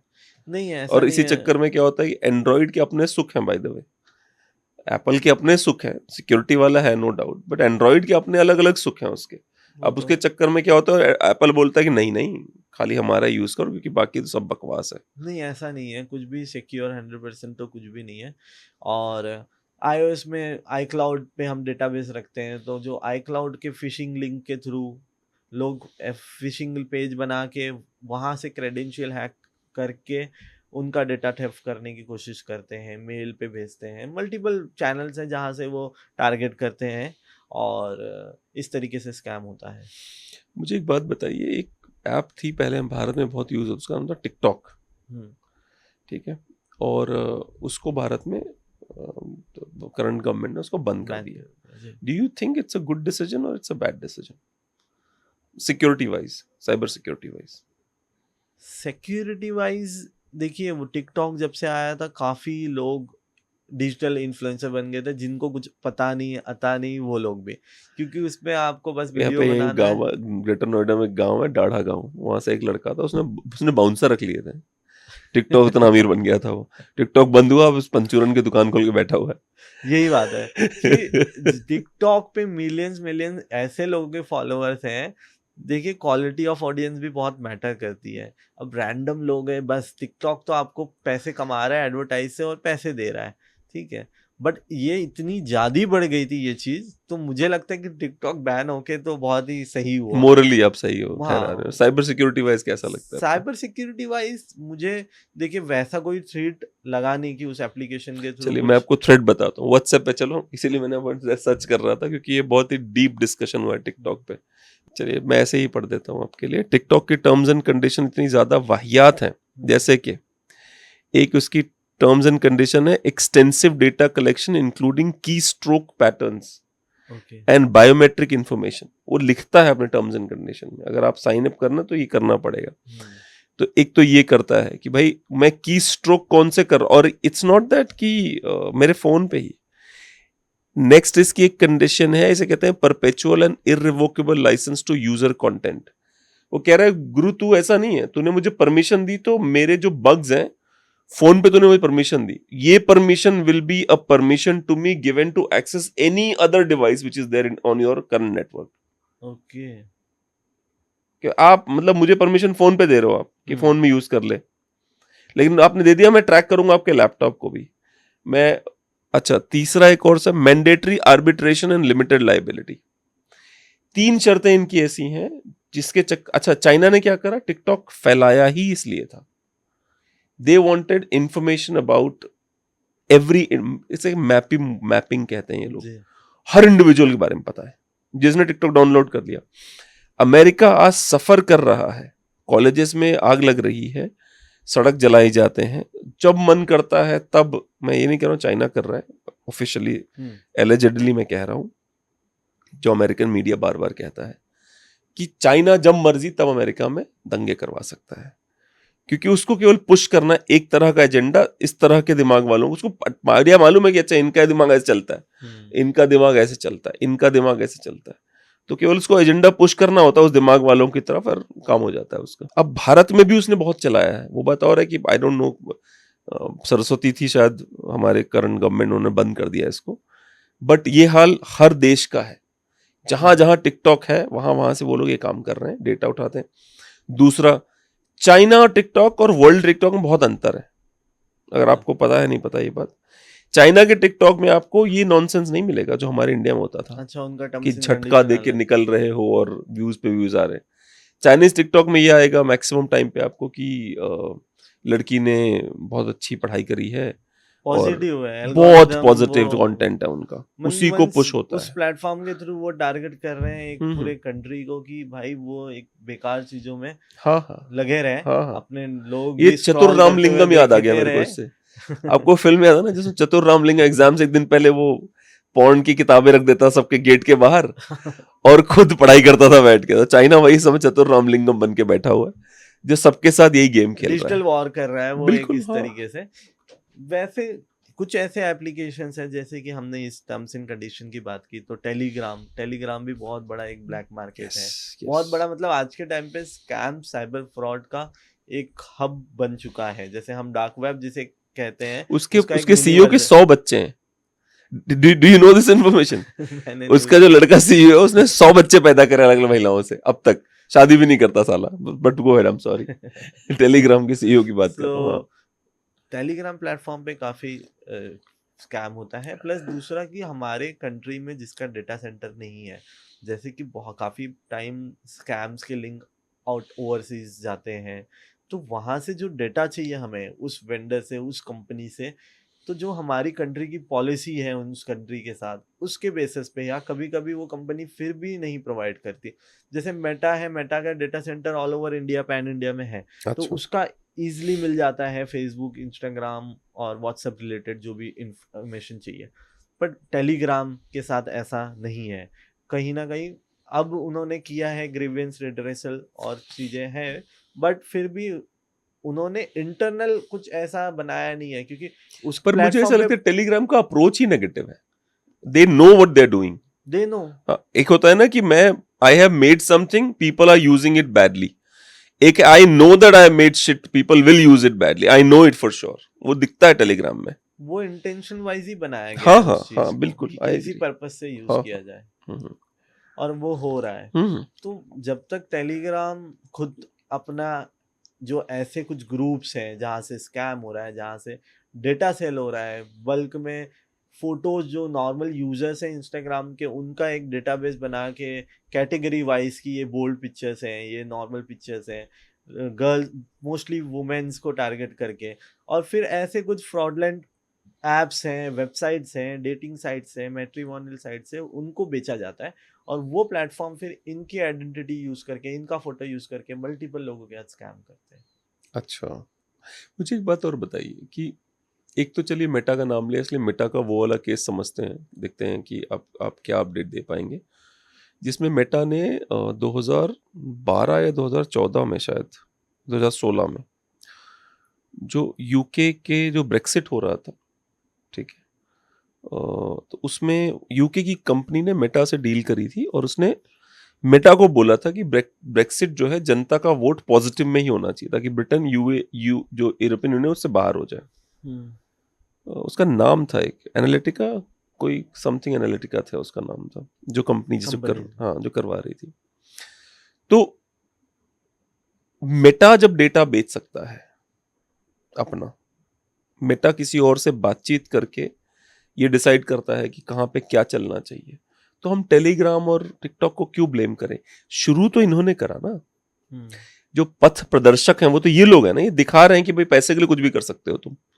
उन्होंने भी लिटरली वो ओपनली कर रहे हैं। इट्स लाइक बराक ओबामा और Donald Trump. Obama silently game करके चला गया, डोनाल्ड ट्रंप चौड़े में कर रहा है। तो ये वही वाली बातें हैं कि भाई आपने जब दिखाया रास्ता लोगों को, तभी तो रास्ते का यूज कर रहे हैं लोग। आप अगर उस समय और अच्छा उनकी बातें सुनिए आप, अगर आप इनकी बातें सुनेंगे, जितने भी सीईओज हैं, आपको लगेगा भैया ये तो देवता है, ये तो इंसान ही नहीं है। चाहे वो ये मेटा वाला सीईओ हो, चाहे वो माइक्रोसॉफ्ट वाला हो, ले देके क्या करना है इनको, at the end of the day किराया वसूलना है सबसे। What is Microsoft? किराया वसूलने का धंधा। ओवरऑल बिजनेस ही चला रहे हैं और ओवरऑल वही हो रहा है। हाँ, क्योंकि इनके पास एक्सेस है, डेटा एक्सेस है, इतने सारे इंडियंस, तो कहीं ना कहीं पॉलिसी को जो गवर्नमेंट लेवल जी पे जी। उस लेवल पे ऐसी कंपनीज के साथ काम करना चाहिए काफ़ी चीज़ों को लेके। और मुझे लगता है पहले से तो अभी बेटर हो गया, क्योंकि पहले तो बहुत ज़्यादा ट्रांसपेरेंसी नहीं थी इस चीज़ को लेके, बट अब धीरे धीरे हो रही है। या फिर आप ये कह सकते हो कि ट्रांसपेरेंसी के नाम पे डेटा को इस तरह से हिडन कर दिया गया है कि हमको पता है, भरोसा हो गया है कि नहीं अब तो ठीक चल सेफ रहा है। है। देखिए वो तो है, कुछ भी द कह इल्यूजन नहीं ऑफ सकते हैं, सेफ्टी, वो तो है है। ना। एक होता है सेफ्टी, एक होता है द इल्यूजन ऑफ सेफ्टी। ये दो चीजें चल रही हैं, है ना। एक तो राइट। जी जी, आपको पता है ना वो वाला, आपने उसकी वो देखी थी आपने, जो मेटा के सीईओ हैं जो मार्क जकरबर्ग साहब हैं, उनको वहाँ की कांग्रेस ने जब ग्रिल किया था, आपने देखे थे उनके वीडियोस? नहीं मैं वो जरा लगाना तो यूट्यूब, मार्क जकरबर्ग, वो उनको ये कहा गया कि एक लड़की ने सुसाइड कर लिया, ठीक है, तो उसके बाद फिर और बच्चों, और कुछ बच्चे थे जो उस जगह भेजे गए थे जो थेरेपी करने के लिए जाए, ताकि वो मेटा के नॉनसेंस से बाहर आए। तो ये मुद्दा कांग्रेस में उठा, कांग्रेस ने उनको बुला लिया जुकरबर्ग को। फिर कांग्रेस के जो सेनेटर्स हैं, अमेरिकन कांग्रेस, उन्होंने उससे पूछा कि तुम्हारे यहाँ के क्वालिटी एक्सपर्ट्स की ये राय है, तुम पे क्या जवाब दोगे? जैसे उसके क्वालिटी एक्सपर्ट ने बोला कि ये 13 से लेके 17 साल के बच्चों के बीच में जो पॉर्न वाले कंटेंट है, वो जानबूझ के मेटा पुश करता है ताकि वो और लत लगी रहे उनको हमारे उसकी। Here's some information from a whistleblower who came before the Senate, testified under oath in public. He worked for you. It's a senior executive. Here's what he showed he found when he studied your products. So, for example, this is girls between the ages of 13 and 15 years old. 37% of them reported that they had been exposed to nudity on the platform unwanted in the last 7 days. 24% said that they had experienced unwanted sexual advances they'd been propositioned in the last 7 days. 17% said they had encountered self-harm content pushed at them in the last 7 days. Now, I know you're familiar with these stats because he sent you an email where he lined it all out. I mean, we've got a copy of it right here. My question is, who did you fire for this? Who got fired because of that? Senator, we study all of this because it's important and we want to improve our services. Well, you just told me a second ago you studied it, but that there was no linkage. Who did you fire? Yeah, I said you mischaracterized. 37% of teenage girls between 13 and 15 were exposed to unwanted nudity in a week on Instagram. You knew about it. Who did you fire? Senator, this is why we're building all Who these did you different fire? tools. Senator, I don't think that's. Who did you fire? I'm not going to answer that. Because you didn't fire anybody, right? You didn't take any significant I don't action. think it's appropriate to talk about like individual It's not appropriate. HR decisions. Do you know who's sitting behind you? You've got families from across the nation whose children are either severely harmed or gone, and you don't think it's appropriate to talk about steps that you took? ये देखिए, अब पता है problem कहाँ पे होती है। हमारे देश में ना विपक्ष इसकी चर्चा करता है, ना सत्ता पक्ष कर रहा है। कोई इसकी चर्चा नहीं करता। सेम, अच्छा इसने ये जो करा है, इसने यूएस में बंद कर दिया इसको, पर क्या उसने भारत में भी बंद किया हुआ है? क्या उसने रशिया में रशिया में तो शायद नहीं है ये, रशिया और चाइना में शायद नहीं है, आई डोंट नो। चाइना में तो शोर शॉट नहीं है, में तो नहीं है, हाँ, बट रशिया का मुझे चेक करना पड़ेगा। पर मेरा सवाल वही है ना, क्या उन्होंने, भारत सबसे बड़ा मार्केट है इनका, इस सबसे बड़ा कोई मार्केट नहीं है, तो क्या इन्होंने हमारे यहाँ बंद कर दिया है? वो किया है तो क्या हो रहा है? क्या कभी हमारे यहाँ भी ऐसे कोई संसदीय दल बैठेगा जो इनको बुला के इनसे सवाल पूछेगा? क्योंकि अगर मेरे यहाँ से आप केवल पैसा कमा सकते हो, सिर्फ पैसा कमा रहे हो आप, लॉ ऑफ द लैंड आप पे अप्लाई नहीं होता, आप बोलोगे हम तो अमेरिकन है, हम निकल जाएंगे यहाँ से, किसको पकड़ा जाए? कौन फिक्स करेगा मेटा के द्वारा जो प्रॉब्लम्स क्रिएट हो रही हैं? आज जो एल्गोरिदम्स हैं, मुझे ना फिश देखना बहुत पसंद है, फिश वगैरह उसके बारे में। 2 फिश आई, तीसरी लड़की नंगी होके नाच रही है, क्यों भाई? मेरे को तो फिश देखनी सही बात है ना। मैं बार बार जैसे यहाँ पे कोई तूफान आ रहा है बहुत बड़ा, मुझे उस तरह की चीजें पसंद है, न्यूक्लियर बॉम्ब फट रहा है वो पसंद है, इस तरह की चीजें मैं देखता रहता हूँ मेटा पे। नहीं, 6-5 निकले, 3 निकले, एक लड़की जरूर नाच रही होती है। क्यों? Why are you doing this? But they do it, बहुत ही ओपनली चौड़े में करते हैं हर चीज। हमारे यहाँ क्यों नहीं रोक लगी है इनकी? अब मुझे नहीं पता भाई, आई एम एन अडल्ट, ठीक है, बच्चों के साथ क्या हो रहा होगा, उनको क्या कोई रिस्ट्रिक्शन है उनकी कि नहीं है, आई डोंट नो। जैसे यूट्यूब अच्छा है इस मामले में, by the way. YouTube kids. हाँ, मेरी बेटी 7 साल की है, हमने उसका 7 साल की उम्र का अकाउंट बनाया, वो ब्लॉक कर देता है बहुत सारे कंटेंट को, आने ही नहीं देता। हाँ, फिल्टर करते। क्योंकि 7 साल डाला हमने उसकी एज, वो उसको उसी लेवल पे रखता है। हाँ, इवन किड्स मोड्स यूज कर सकते हैं उस हाँ, चीज हाँ। में। दूसरा मेटा इंटरेस्टेड, जैसे कि अभी इंस्टाग्राम पे कुछ ऐसे ऑप्शंस आते हैं कि जब आप वीडियोस देख रहे हो तो आपको ऑप्शन आएगा इंटरेस्टेड और नॉट इंटरेस्टेड।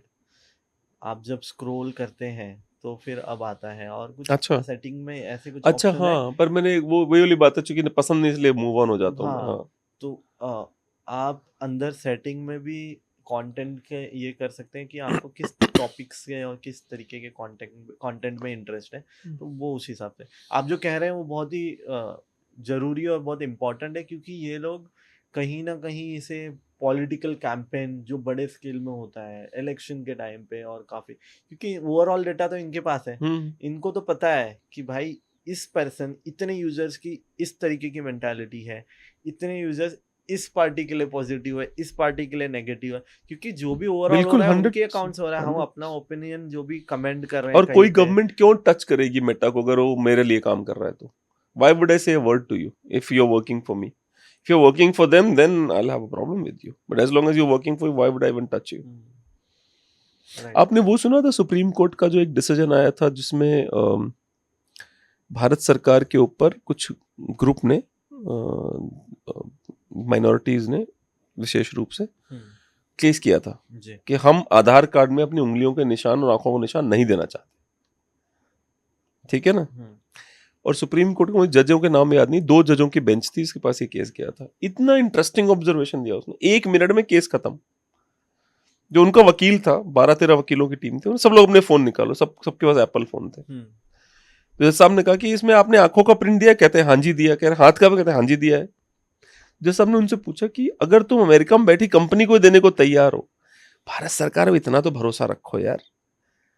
बिल्कुल चुप, बात खत्म, केस खत्म, गायब हो गए, भगा दिए गए सारे के सारे। कि भारत सरकार इतना तो भरोसा रखो कि भारत सरकार ले रही है तुमसे, तुम उसको देने को तैयार हो, एप्पल को। आंखों का लेंस पकड़ा रहे हो कि ये रहा मेरा चेहरा, सब है ना उनके पास, है, of course है ना। Do you know there is a company called as Palantir? There is a company called as Palantir, Okay. जिसका काम ही यही है कि शुभम सिंह कौन है, कहां बैठा है, कहां चल रहा है, पता है मुझे। अच्छा। सीआईए ने पूछा कहां है शुभम सिंह, इसको, या आपको तो नहीं लेते हैं एग्जाम्पल, रहमतुल्लाह कह देते हैं, आतंकवादी कर लेते हैं कोई, इसको हमें मारना है, कहां है? अरे यहाँ पे है। अच्छा, ये छोटा वाला ड्रोन भेज के मार दो इसको। मींस उसका पूरा डेटा पैलेंटियर का काम ही यही है, मॉनिटर, इसीलिए बनाई गई है वो कंपनी। तो ये वर्ल्ड वाइड कर रहे हैं या सिर्फ- वर्ल्ड वाइड, एब्सोल्युटली एवरीवेयर। तो इनको तो डेटा कहीं ना कहीं से मिलता होगा, किसी जैसे थर्ड पार्टी, जैसे हम नहीं, जो मैं बताता हूँ, ये बाप हैं, ये मतलब ये किसी से परमिशन नहीं ले रहे, ये सब में घुसे हुए हैं। कहते हैं ना कि तुम में भी मैं हूं, अच्छा, ये सब में घुसे हुए हैं ये। अच्छा, जब ये कंपनी शुरू हुई थी $2 बिलियन की थी, तो मैंने अपनी वाइफ को बोला, मैंने कहा कि ये कंपनी को मैंने बहुत डिटेल में पढ़ा है। कहती हाँ। मैंने कहा कि ये कंपनी देखना, ये बड़े आराम से $1 ट्रिलियन हो जाएगी 5-7 सालों में। तो कहती क्यों लग रहा है तुम्हें? मैंने कहा इसको सरकार ही अमीर बना देगी। इससे अमेरिकन गवर्नमेंट इसको इतने ठेके देने वाली है ना, क्योंकि उनके बड़ा काम है इसके लिए। From prime minister of other countries to the generals of other countries to the terrorist, सबको वो मैप करने वाले हैं। और अभी रिसेंटली आया उसका $240 बिलियन कंपनी हो गई है। 4 साल पुरानी बात बता रहा हूँ मैं। अब वो जाएगी $1 ट्रिलियन पे बड़े आराम से, क्योंकि मुझे लग रहा था कि ये जा रही है। एनएसए ने उसको आउटसोर्स कर दिया अपना काम। जो नेशनल, जो अमेरिका की जो सबसे खतरनाक उनकी एजेंसी वही एनएसए ही है, ठीक है, नेशनल सिक्योरिटी एजेंसी है उनकी सबसे। उन्होंने सारा काम इनको पकड़ा दिया कि भाई तुम लोग करो हमारे लिए। तो NSA का कॉन्ट्रैक्ट उनको मिला, ऑब्वियसली वो शेयर मार्केट में धूम पे हैं। तो मैं ये कह रहा था कि they want to map every human being. Future किस तरफ जा रहा है, जाएंगे कहाँ हम लोग? कंज्यूमर बन के रह जाएंगे खाली, कोई इंडिपेंडेंट सोच की कोई जगह नहीं होनी चाहिए। सही बात है, क्योंकि अभी स्टारलिंक एलन मस्क की जो जी, कंपनी है जी। वो भी एंटर कर रही है इंडिया में इंडस्ट्री में, जैसे कि जियो फाइबर ने जैसे एंटर किया था, ऑल ओवर डेटा बहुत ही इजी कर दिया था जियो ने, हम इसीलिए तो आज इतने ज्यादा पर एक्टिव मुकेश यूजर्स अंबानी के हैं। अंदर कॉन्शियसनेस है यार, वो तो है, मुझे इलॉन मस्क का नहीं पता ना। नहीं दैट्स व्हाई मैं कह रहा हाँ, हूँ कि स्टारलिंक जब एंटर कर रहा है कि हम आपको सैटेलाइट इंटरनेट प्रोवाइड करेंगे, तो हम सोचे कि हमारी डेटा कहाँ पे क्या पॉलिसी है इंडियन गवर्नमेंट की कि उनका सेटअप इंडिया में भी रहेगा फॉर जो इंडियन के जो नेटवर्क में वो यूज करने वाले हैं। बट मुझे नहीं लगता कि उनका तो मेन सेटअप बाहर ही है, तो ओवरऑल तो डेटा कलेक्शन सब वहीं बांग्लादेश में होगा शुरू कर उनका। दिया, म्यांमार में शुरू कर दिया। तो बांग्लादेश और म्यांमार में स्टारलिंक कौन है? ओके, बांग्लादेशी जो स्मगलर्स हैं, जो बांग्लादेश के जो भी क्रिमिनल एलिमेंट्स हैं, वो उसी को यूज करते हैं इंडिया के खिलाफ। मतलब अभी चालू है वहाँ पे, समझ म्यांमार और गया। बांग्लादेश में दोनों को ने परमिशन दे दी, वहाँ पे स्टारलिंक चल रहा है। Okay, and both the places mainly it is been used by criminals, क्योंकि महंगा है, वो सस्ता तो है नहीं, महंगा है। तो जो रिच और पावरफुल है वही अफोर्ड कर सकता है। जी, उसमें कुछ ऐसे भी लोग हैं, जैसे कोई ड्रग की बहुत बड़ी खेप पकड़ी गई, तो उसमें जो फोन पकड़े गए उन पे जो इंटरनेट चल रहा था वो स्टारलिंक का चल रहा था। स्टारलिंक का चल रहा था। उसमें कौन सी हमारी नदी है जो बहुत बड़ी नदी हाँ, नहीं है? मैंने भी एक केस अभी जी, जी। देखा था कि जिसमें हाँ, स्टारलिंक का हाँ, हाँ, बिल्कुल, यूज हुआ है। बिल्कुल। तो वो परमिशन उन्होंने दे दी, अब वो हमारे खिलाफ ही यूज करते हैं उसको, स्टारलिंक को। मेरा सवाल, मैं एक और गहरा सवाल पूछता हूँ आपसे। पहले इन्होंने हमें मैप किया, जो भी डीप स्टेट्स हैं या पावरफुल लोग हैं, हमारी जानकारियां इकट्ठी करी, हमारे सोचते कैसे हैं। अभी तो ये हालम हो रखा है कि जैसे मैं ग्रॉक से अगर पूछ रहा हूँ कि मेरे पूछने का जो क्वेश्चन का जो तरीका वो हाईली इंटेलिजेंट है, तो ग्रॉक क्या कर, डेटा उठा कहीं रख रहा है। अब वो जो डिजिटल वर्ल्ड बनाएगा उसमें सुशील सिंह भी बनाएगा जो मेरी सोच का होगा, correct. And they are not even giving me even 1 rupee for that. मेरी पूरी पर्सनालिटी बनाने वाला है, एग्जिस्ट करेगा किसी साइबर वर्ल्ड में, वो मुझे 1 रुपया नहीं देगा वो। नहीं देगा, क्योंकि आपका एआई मॉडल जनरेट हो रहा है, जैसे कि आप चैट जीपीटी, ग्रॉक, डीपसीक जो भी मॉड्यूल यूज कर रहे हैं एआई का, तो हम जो भी इनपुट्स दे रहे हैं, जो भी हम जी, इंफॉर्मेशन जी, जी। कलेक्ट करने के लिए भी ले रहे हैं, हाँ, हाँ, हमारा एक ना एक एआई जनरेशन हो बिल्कुल, रहा है 100%। जिसका यूटिलाइजेशन वो अपने ओवरऑल डेटाबेस में करेंगे। ठीक है, तो ये तो हो ही रहा है, इसीलिए कभी भी कोई सेंसिटिव इंफॉर्मेशन या कुछ ऐसा इंफॉर्मेशन की जो हमें देना ही नहीं चाहिए, इवन वहाँ वो चीज ना हमें वॉइस के थ्रू। आई एम आस्किंग, हम सीकिंग बिजनेस सॉल्यूशंस कि मैं ये सोच है, मैं ये है, मेरा आइडिया मेरा ये है, इस आइडिया मुझे काम करना है, इस पर एक मुझे प्रोजेक्ट बना के दे। प्रोजेक्ट तो बना के मिल गया मेरे को, पर वो आइडिया गया ना उसके पास, गया वो तो ऑटोमेटिक। है ना। अब मैं उधर से उसने एक वो बग लगा दिया भाई ने, हमारे इलॉन मस्क ने, कि पता करो सबसे अच्छा आइडिया कौन सा आया था इसमें। Can I compete with him? No. No. So bottom line ये है कि सिस्टम को फिक्स किया जा रहा है, ऊपर ही ऊपर जी, सिस्टम को फिक्स किया जा रहा है कि अब हम हो गए, अब कोई नहीं आएगा। हाँ, और नॉर्मल जो यूजर्स है उनको तो फर्क भी नहीं है, और वो अवेयर भी नहीं है कि इस लेवल पे क्या चीजें चल रही है, क्योंकि लोग अपने डे टू डे लाइफ में बिजी हैं, सब बैंक ऐप यूज कर रहे हैं, मल्टीपल एप्लीकेशन यूज कर रहे हैं। बट ये जो बड़े लेवल पे हो रहा है चीजें, ये बहुत ही इम्पोर्टेंट है कि इसका कुछ बड़ा इम्पैक्ट हो सकता है। ये डिजिटल वॉर कंट्री को टारगेट करके और ऐसी चीजों में काफी एट लास्ट प्रॉब्लमेटिक हो सकता है। हमारा डिजिटल बजट जो है साइबर सिक्योरिटी का बजट शायद 11,000 करोड़ का है। Let me be sure, let me ask Grok only कि हमारा साइबर सिक्योरिटी बजट कितना है, इतने बड़े देश का जिसका इतनी बड़ी जनसंख्या है। What is cyber security budget of India? देखते हैं, क्योंकि हमारा SC/ST का जो बजट है वो लगभग 4 लाख करोड़ का, क्योंकि वोट आता है वहां से बहुत ज्यादा। ठीक है ना, 1600 करोड़ दो सॉरी मैं गलत, 11 ज्यादा बोल गया मैं। यूनियन बजट 2025 से लेकर 1900 crore for cyber security initiatives in India, 18% increase from 1600 crore in 2024। तो ये है हमारी सीरियसनेस हमारी सरकार की, जो हमारी चर्चा हो रही, जिसे सोच के डर लगता है मुझे आपको। सोच के डर लगता है। उस पर इतनी सीरियस है हमारी गवर्नमेंट कि पहले 1600 करोड़ खर्च किया था, 1900 करोड़ खर्च कर रही है। जबकि इससे ज्यादा तो लोगों के स्कैम हो जा रहे हैं। 2400 करोड़ का स्कैम हुआ था। आप सोच के देखिए कि इतनी इतनी डरावनी सिचुएशन पे सरकार का ये रवैया है। सोचिए कि जो एक्चुअली पता है प्रॉब्लम क्या होती है। वृद्ध आईएएस है, वृद्ध मिनिस्टर हैं, एक जिंदगी जी चुके हैं, एक स्टाइल झेल चुके हैं। आई एम ऑलमोस्ट 40 और मेरा भी अपना एक तरीका बन चुका है। मैं अपने आप को चैलेंज करता हूं कि यार नहीं सोचना, मेरे को ऐसे ऐसे जाना है क्योंकि ये चेंज हो रहा है। मैं उनसे उम्मीद करूं 72 साल का, 75 साल का, 76 साल का, 70 साल का आईएएस है, 60 साल का आईएएस है और 70 साल का पीएम है या गृह मंत्री है, उनसे उम्मीद करूं कि वो नई नई चीजें सीखेंगे और हमको बचाएंगे। Do you see it in this angle कि उनसे उम्मीद करो कि वो नई नई चीजें सीखेंगे, हमको बचाएंगे? नहीं नहीं नहीं। दे थिंक कि अरे वोट बैंक किधर है, ये रहा वोट बैंक, पैसा दो इनको, वोट अपने पास आना चाहिए बस। बट बाय डूइंग दैट आपको लगता है जो वोट बैंक भी है, जो अंधेपने में उनको वोट भी डाल रहा है, वो भी तो सफर करेगा, कोई अकेले थोड़े। जैसे एक शेर है ना, किसका है वो, कि आग लगेगी तो सारे घर आएंगे जद में, इस मोहल्ले में हमारे मकान थोड़े है। तो वही वाला हाल है, सब सफर करने वाले। वो तो है। और ध्यान नहीं दिया जा रहा, बिल्कुल बिल्कुल जीरो इंटरेस्ट है। मैं कह रहा हूं 1900 करोड़ का इंटरेस्ट है। जितना बड़ा बजट होता है, शायद 14 लाख करोड़ का बजट है, उसमें 1900 करोड़ का इंटरेस्ट है। वो इग्नोरेबल अमाउंट है। तो जो अमाउंट इग्नोरेबल है तो साइबर सिक्योरिटी भी इग्नोरेबल है। It's as simple as that. और इतने डरावने, अभी मैं कल या परसों हमारा एक उसके साथ कोलैब हुआ है, एक कंपनी के साथ, रिलायंस की कंपनी है वो हमारे लिए रील बना रही है। ठीक है, रियल बच्चे, एआई जनरेटेड, मुस्कुरा रहे हैं, ऐसे कर रहे हैं, ऐसे कर रहे हैं। आप यकीन नहीं मानोगे कि वो रियल नहीं है। मैंने उसको देख के, एक तो चलो भाई पैसा कम लगेगा, समझ में आता है, सस्ता है वो काफी, वो समझ में आता है। फाइनेंशियल गेन मुझे, जो मुझे डर लगा वो इस बात का, कोई बंदा मुझे अपने बच्चे की फोटो भेज के मुझसे पैसा मांगेगा, क्या पता मैं भेज दूं, जबकि वो एआई होगा पूरा का पूरा। हो रहा है, स्कैम्स हो रहे हैं, वॉइस क्लोनिंग स्कैम्स हो रहे हैं, वीडियो क्लोनिंग स्कैम्स हो रहे हैं, काफ़ी ज़्यादा ऐसे स्कैम्स हो रहे हैं जिसमें कि इंडिया में हुए हैं काफ़ी स्कैम्स की। किसी के अपने एक उसके पोते का, एक लेडी को आया कि अर्जेंटली इमरजेंसी है मेरे फ्रेंड का और मेरा एक्सीडेंट हुआ है, आप सो एंड सो अमाउंट भेज दो इस नंबर पे।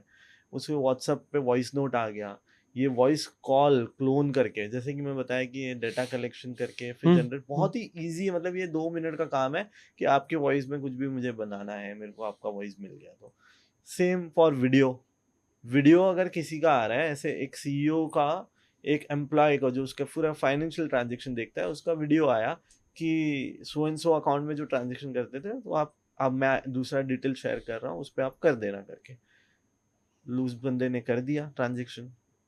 तो एआई का तो बहुत बड़ा रोल है। आपको ऐसे सिचुएशन में मैं तो ये सजेस्ट करूँगा कि आप री-वेरीफाई करिए, जिस भी पर्सन का आपको आ रहा है, उसका वॉइस है या उसका, वो आप खुद के उस नंबर से तो आएगा नहीं, तो जिस उसके एक्चुअल नंबर पे आप कांटेक्ट करिए, वहाँ पे वेरीफाई करिए और फिर आपको एक आइडेंटिफिकेशन मिलेगा कि हाँ ये तो स्कैम है। कुछ ऐसे एप्लीकेशन है, जैसे मिस इन्फॉर्मेशन एआई के जरिए बहुत फैल रहा था, इवन इंडिया पाकिस्तान कॉन्फ्लिक्ट में कितने ज्यादा फेक न्यूज, कितने ज्यादा स्प्रेड हो रहे थे। बहुत इजी हो गया अभी, पहले टास्क था ऐसी चीजें क्रिएट करना, अब एआई के जरिए बस आपको कमांड देने हैं, इंफॉर्मेशन प्रोवाइड करना है, ऑटो जनरेट हो जाएगा चीजें। तो कोई रेगुलेशन भी है इसको रोकने के लिए कि ऐसा ना हो पाए? रेगुलेशन बाय लॉ तो नहीं है अभी तक। अच्छा। इस चीज पे कोई एआई पे, क्योंकि जो रेगुलेशन बनाते हैं वो भी यूज कर रहे हैं कोई तो अभी तो है नहीं कोई। है ना? तो एआई का तो काफी मिसयूज है, डीप फेक, डीप न्यूड, एक सेकंड में वो आपका ऐसा किसी भी बहुत सारे वुमेन विक्टिम्स हैं जिसके साथ ऐसे स्कैम होते हैं कि जिनका डीप न्यूड जनरेट कर दिया, और आप बोल ही नहीं सकते कि ये आपको फेक लग रहा है, वो एकदम ऑथेंटिक लगता है। बट लोगों को बदनामी से डर है कि उनके जो फॉलोअर्स है, फॉलोइंग है, उनको ये फोटो जा रहे हैं, वो तो नहीं सोचेंगे कि ये एआई जनरेटेड है। इस चक्कर में डर के, और इसमें फिर वो फैमिली से भी और अपने पुलिस से भी जाके डायरेक्ट अप्रोच, कोई महिला डायरेक्ट जाके तो नहीं बता पाती, कहीं सोचती है 10 हाँ चीज, हाँ हाँ वेरीफाई करती है चीजें, फिर people are not ready to accept themselves the way they are, unfortunately. We all are nude below this clothes, right? Let's accept it ना, big deal. जैसे मेरे एक मित्र हैं, उनके पास कॉल आता है कि कैसे हो, जो आपको पता है ये वाला फ्रॉड भी धीरे धीरे कम हो रहा है, बीच में बहुत चल रहा था 4-5 साल पहले वाला, तो उसका वीडियो कॉल आ गई बंदी की, ठीक है। अब ये मित्र तो क्या, जान पहचान कह लो, तो भाई साहब लग गए उस बंदी खुशी खुशी कैसे हो क्या हो, और बंदी ने कपड़े उतारने, चलो भाई ने भी कपड़े उतार दिए सारे, ठीक है। और जो भी इन्होंने करना था, साइबर सेक्स इनका जो भी कह लो आप, फोन सेक्स हुआ इनका। तो उनका मेरे पास फोन आया, कह रहे हैं यार आज तो जंग जीत ली मैंने। क्या हुआ? कह रहे हैं कि पता है ऐसे ऐसे हुआ है, और यार बहुत अच्छी बंदी, सोच रहा हूँ मिलूंगा जल्दी इससे। मैंने बोला, मैंने कहा अभी देख 10 मिनट तेरे पास कॉल आने वाला, मेरे को पैसा दे। तो कह रहे मतलब, मैंने उसको बोला, मैंने कहा देख मेरे बाप ने एक बात बोली थी, anything which is too good to be true is never true. 10 minute wait कर, तेरे पास कॉल आने वाली। हाँ। 10-11-12 मिनट का फोन आ गया मेरे पास, कह रहे भाई कॉल आई कि 10,000 रुपए दो, वरना तुम्हारा रिकॉर्ड करा सबको दिखा दूंगी। तो मैंने उसको बोला, मैंने कहा एक काम कर, अगली बार उसको फिर फोन आएगा, तूने काट दिया, कहता काट दिया। मैंने कहा उसको फिर फोन आएगा, उसको बोलना कि इंटरनेट पे 1 बिलियन से ज्यादा न्यूड वीडियो पड़े हैं लोगों के, तो डाल दे, जिसको भेजना है भेज दे, जिसको जो उखाड़ना है उखाड़ ले। उसने फोन करके कॉट के नंबर ब्लॉक कर दिया, उसको फोन नहीं आया दोबारा। मेरे हिसाब से यही सोल्यूशन है। यही सोल्यूशन है। देखिए हाँ। ये जो स्कैम है, जिसे सेक्सटॉर्शन स्कैम कहते हम्म, हैं, इसमें प्रॉम्प्टली आपको यही एक्शन लेना है, क्योंकि आप वो प्रॉपरली रिसर्च करके फिर आपको टारगेट करते हैं। आपके फॉलोअर्स पहले स्क्रीनशॉट ले लेंगे, फिर वो आपको थ्रेड्स देंगे, ये वीडियो भेज रहे हैं। इस लेवल तक भी जाता है कि आपको किसी पुलिस ऑफिसर के नाम से कॉल आएगा कि अच्छा। आपने इस लड़की के साथ ऐसे ऐसे किया है। न्यूज वाला कॉल करेगा कि हम आपका ये, हमारे पास आपने कंप्लेंट डाली एक लड़की ने, हम यूट्यूब पे डाल रहे वीडियो। मतलब हर तरीके से वो प्रेशराइज करते हैं। मेरे पास मेरे को सेटिंग क्या लगाएगा ये बता।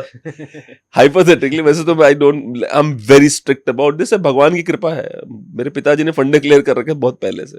हम जैसे लोग पास आएगा तो हम तो सेटिंग क्या लगाएगा, कैसे एडल्ट कंटेंट डालेगा बता तू, क्योंकि मैं भी डालना चाहता हूँ, सीखना चाहता हूँ, बता कैसे करेगा। जैसे ये वैसी बातें शुरू कर देते हो, वैसे वो फोन काट देते हैं, उनको पता चल जाता है ये नहीं वेस्ट टाइम वेस्ट है।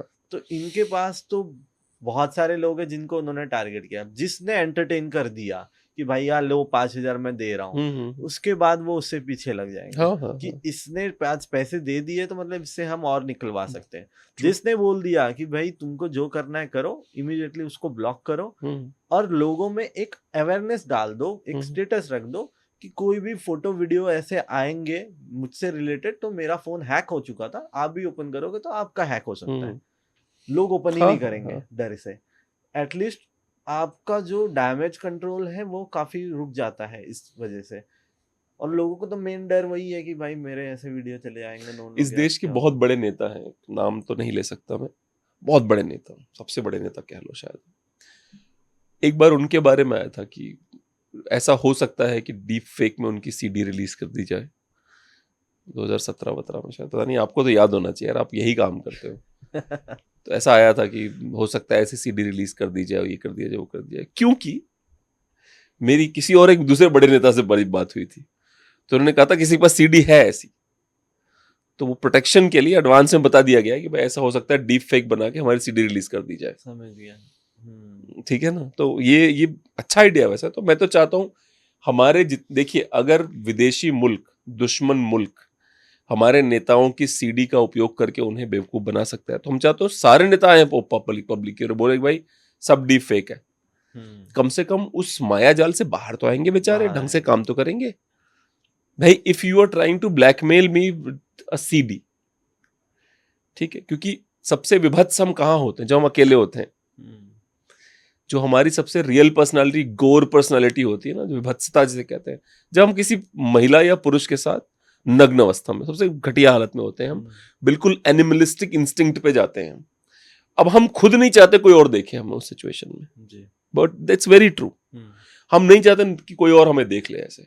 तो बड़े नेताओं को चाहिए कि सब आ जाए सामने, बोले भाई मेरे साथ भी हो सकता है, इसके साथ भी हो सकता है, उसके that will liberate them.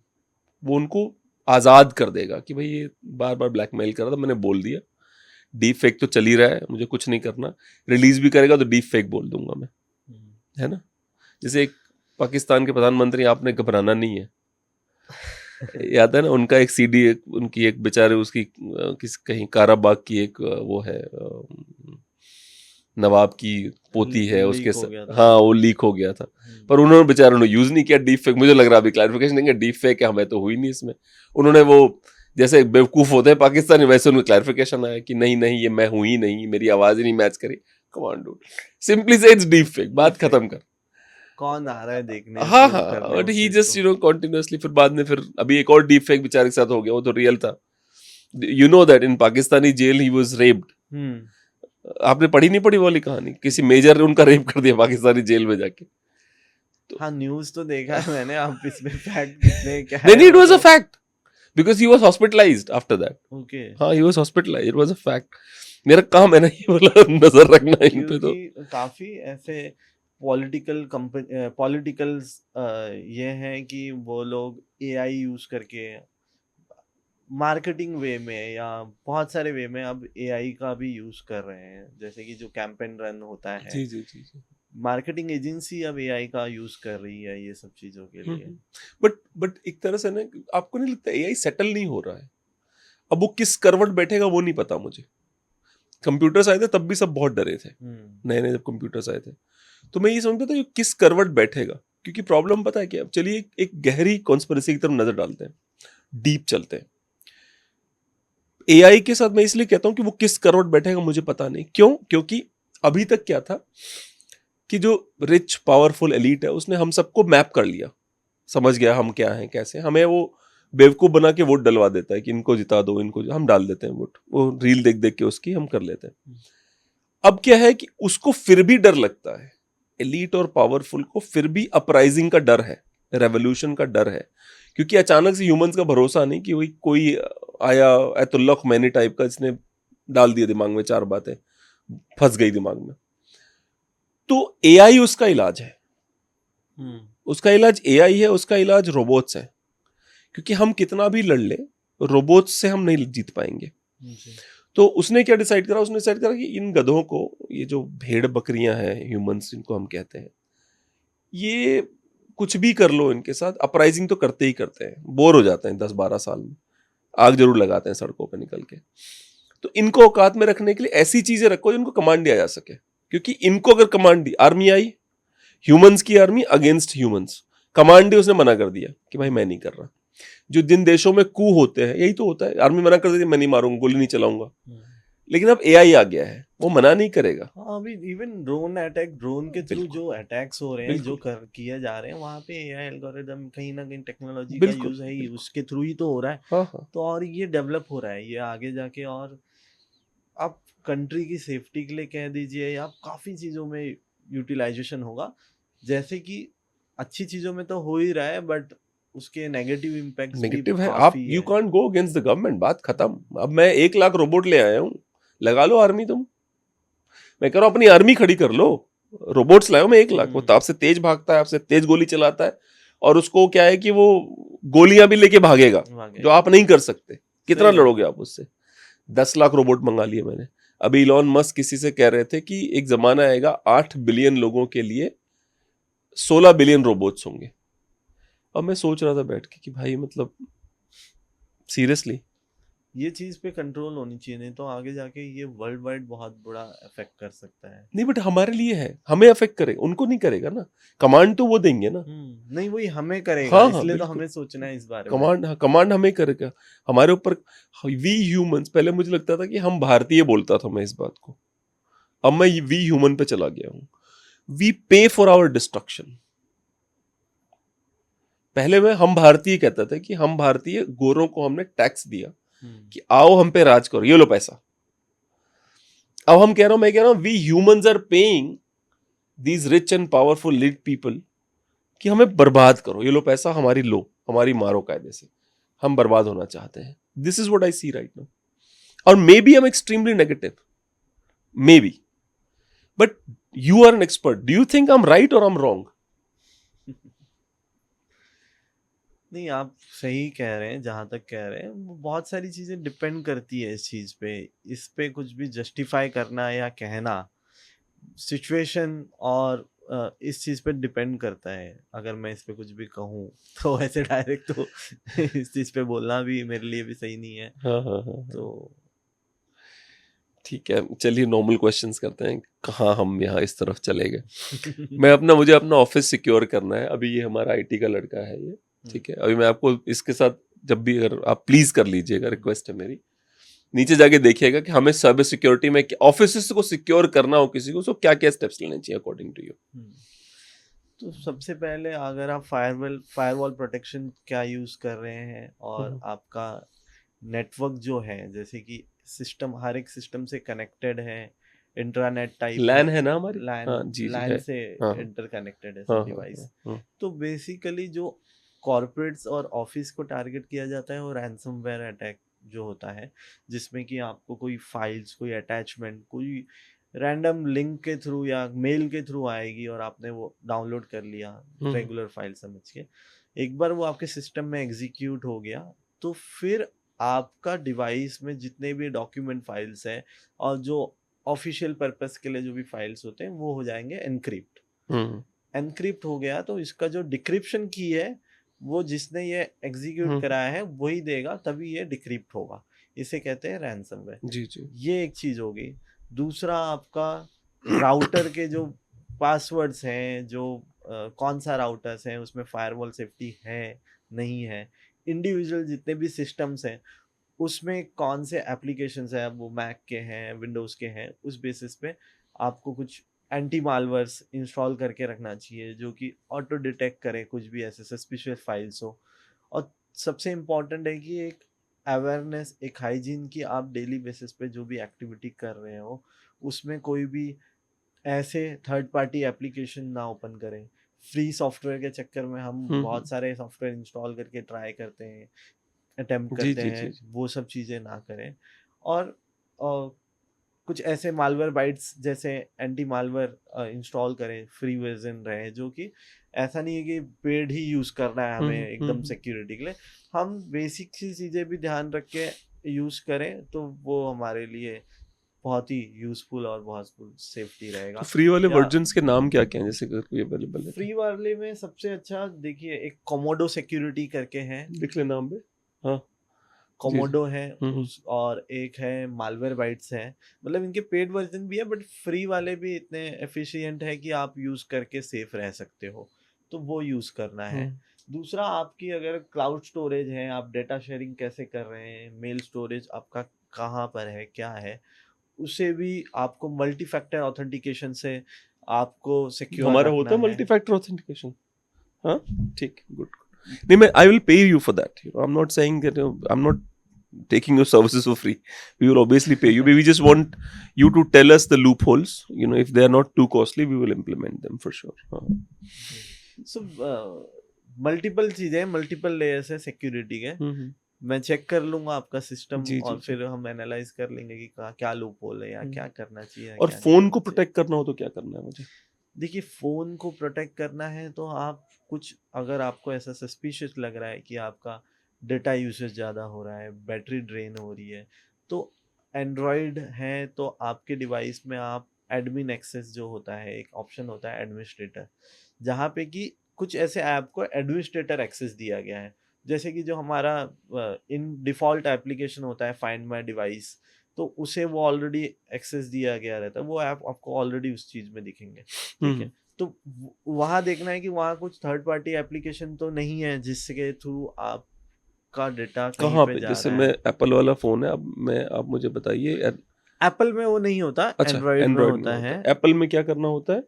Apple में तो देखिए मोस्टली ना टारगेट किया जाता है लिंक के थ्रू, फिशिंग वाली चीज़ें ज़्यादा होती बट है। अदरवाइज अदरवाइज वो नहीं डिवाइस होता। को डायरेक्ट, क्योंकि आप कोई हाँ हाँ ऐप इंस्टॉल ही नहीं कर सकते। हाँ हाँ आपको लिंक के थ्रू ही आपके इन्फॉर्मेशन गैदर किया जा सकता है।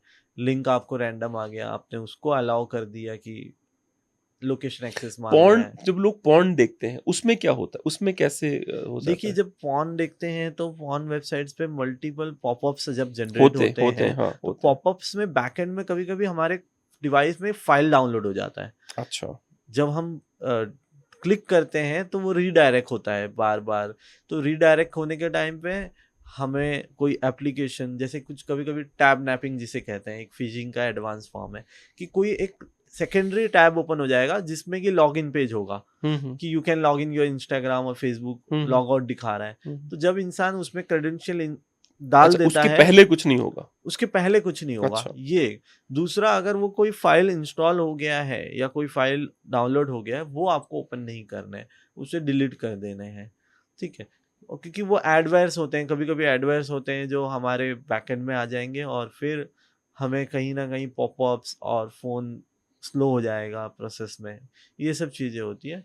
और कुछ फिशिंग करती हैं, जैसे टैब नैपिंग बताया मैंने, और कुछ मालवेयर इंस्टॉल भी हो जाता है कि आपने एपीके इंस्टॉल ही नहीं किया, वहां से हो गया, आपने ओपन किया, व्हाट इज आपका एपीके? 3-4 और नाम लिया आपने, मुझे पता नहीं what is APK. APK file होती है। जैसे एंड्रॉयड फ़ोन में जो हम एप्लीकेशंस यूज़ कर रहे हैं वो एपीके फाइल्स है। कोडिंग लैंग्वेज में उसे एपीके फाइल कहते हैं। वो एपीके फाइल, अगर आपको, मैंने अभी बीच में वेडिंग सीजन चल रहे थे तो उसमें लोगों को स्प्रेड हो रहा था वेडिंग इनविटेशन डॉट एपीके, और वो आपको दिखेगा कि ये इनविटेशन जी कार्ड जी जी टाइप जी। है। हाँ। आपने इंस्टॉल किया देखने के लिए, और उसके बाद आपका पूरा डिवाइस एक्सेस चले जाएगा। जैसे ही हम कोई ऐसे ऐप इंस्टॉल करते हैं तो हमारे फ़ोन का रिमोट एक्सेस और पूरा डेटाबेस हमें एक पता क्लाउड भी नहीं स्टोरेज है। पे अपलोड हो जाएगा, हाँ, हमें नहीं पता हाँ चलेगा। हाँ। इनिशियली उसके वही है, जैसे कि आपका इंटरनेट डेटा यूसेज बढ़ जाएगा अगर आप वाईफाई पे, तो फिर तो आपको पता भी नहीं चलेगा कि डेटा यूसेज हम उतना ध्यान नहीं रखते। तो अच्छा, मेरे साथ क्या है, मेरा मेरा ये पोस्ट पेड है, अनलिमिटेड इंटरनेट है, और मोस्ट ऑफ टाइम मैं वाईफाई पे रहता हूँ, तो how can I protect myself? So आपको, जैसे बैटरी ड्रेन की हमने बात की, बैकएंड में एप्लीकेशन रन हो रहे हैं, उसके लिए परमिशन मैनेजर, कुछ ऐसे एप्लीकेशंस हैं जिसमें कि आप स्टेटस उसका देख सकते हो कि वो एप्स प्रोसेस हो रहे हैं, कितना डेटा यूटिलाइज कर रहा है, और उसको रेस्ट्रिक्शंस कर सकते हैं। देखिए iOS में तो बहुत सारे लिमिटेड चीज़ें ऑलरेडी इनबिल्ट है, बट एंड्रॉयड में आपको मल्टीपल एप्लीकेशन आप इंस्टॉल कर सकते हो जिसके थ्रू आप मॉनिटर कर सकते हो कि भाई ये एप्लीकेशन मेरा इतना डेटा यूज़ कर रहा है, एक्सवाइजेड परमिशंस लिया है। तो सबसे इम्पॉर्टेंट है कि while using this app only आपको एक्सेस देना है। जब आप ये ऐप यूज़ कर रहे हो तभी आप उसका लोकेशन या जो भी आप परमिशन दिए वो होना चाहिए। कुछ ऐसे ऐप्स हैं जो रेस्ट्रिक्ट करते हैं इंटरनेट, कि आप अभी यूज़ कर रहे हो व्हाट्सअप, पर आपने अपने बैंक एप्लीकेशन का नेट का रेस्ट्रिक्ट कर दिया है, तो आप वो ओपन करोगे भी तो वो नहीं चलने वाला, क्योंकि उसमें तो डेटा है ही नहीं। तो हैक होने के बाद भी फिर वो आपका सेफ रहेगा, क्योंकि रेस्ट्रिक्टेड है ऐप वाइज उसका इंटरनेट। तो ऐसे एप्लीकेशन यूज कर सकते हैं। मेरे पास ना एप्पल में ही है, जो अमेरिका के मेरे बैंक अकाउंट्स हैं, इंडिया के भी हैं, ये क्रेडिट कार्ड जो मैं ओपन करता हूँ इस पे ही है। सैमसंग पे मैंने नहीं डाले हैं उसको बिल्कुल भी। देखिए, एज कंपेयर एंड्रॉयड से बेटर है iOS, हाँ। ये तो हमने डिस्कस कर दिया जी है। जी। बट प्रॉब्लम वही होता है कि लूप होल्स जो होते हैं वो कोई भी अपडेट में आ सकते हैं, क्योंकि इसे डेवलप करने वाला भी एक इंसान है।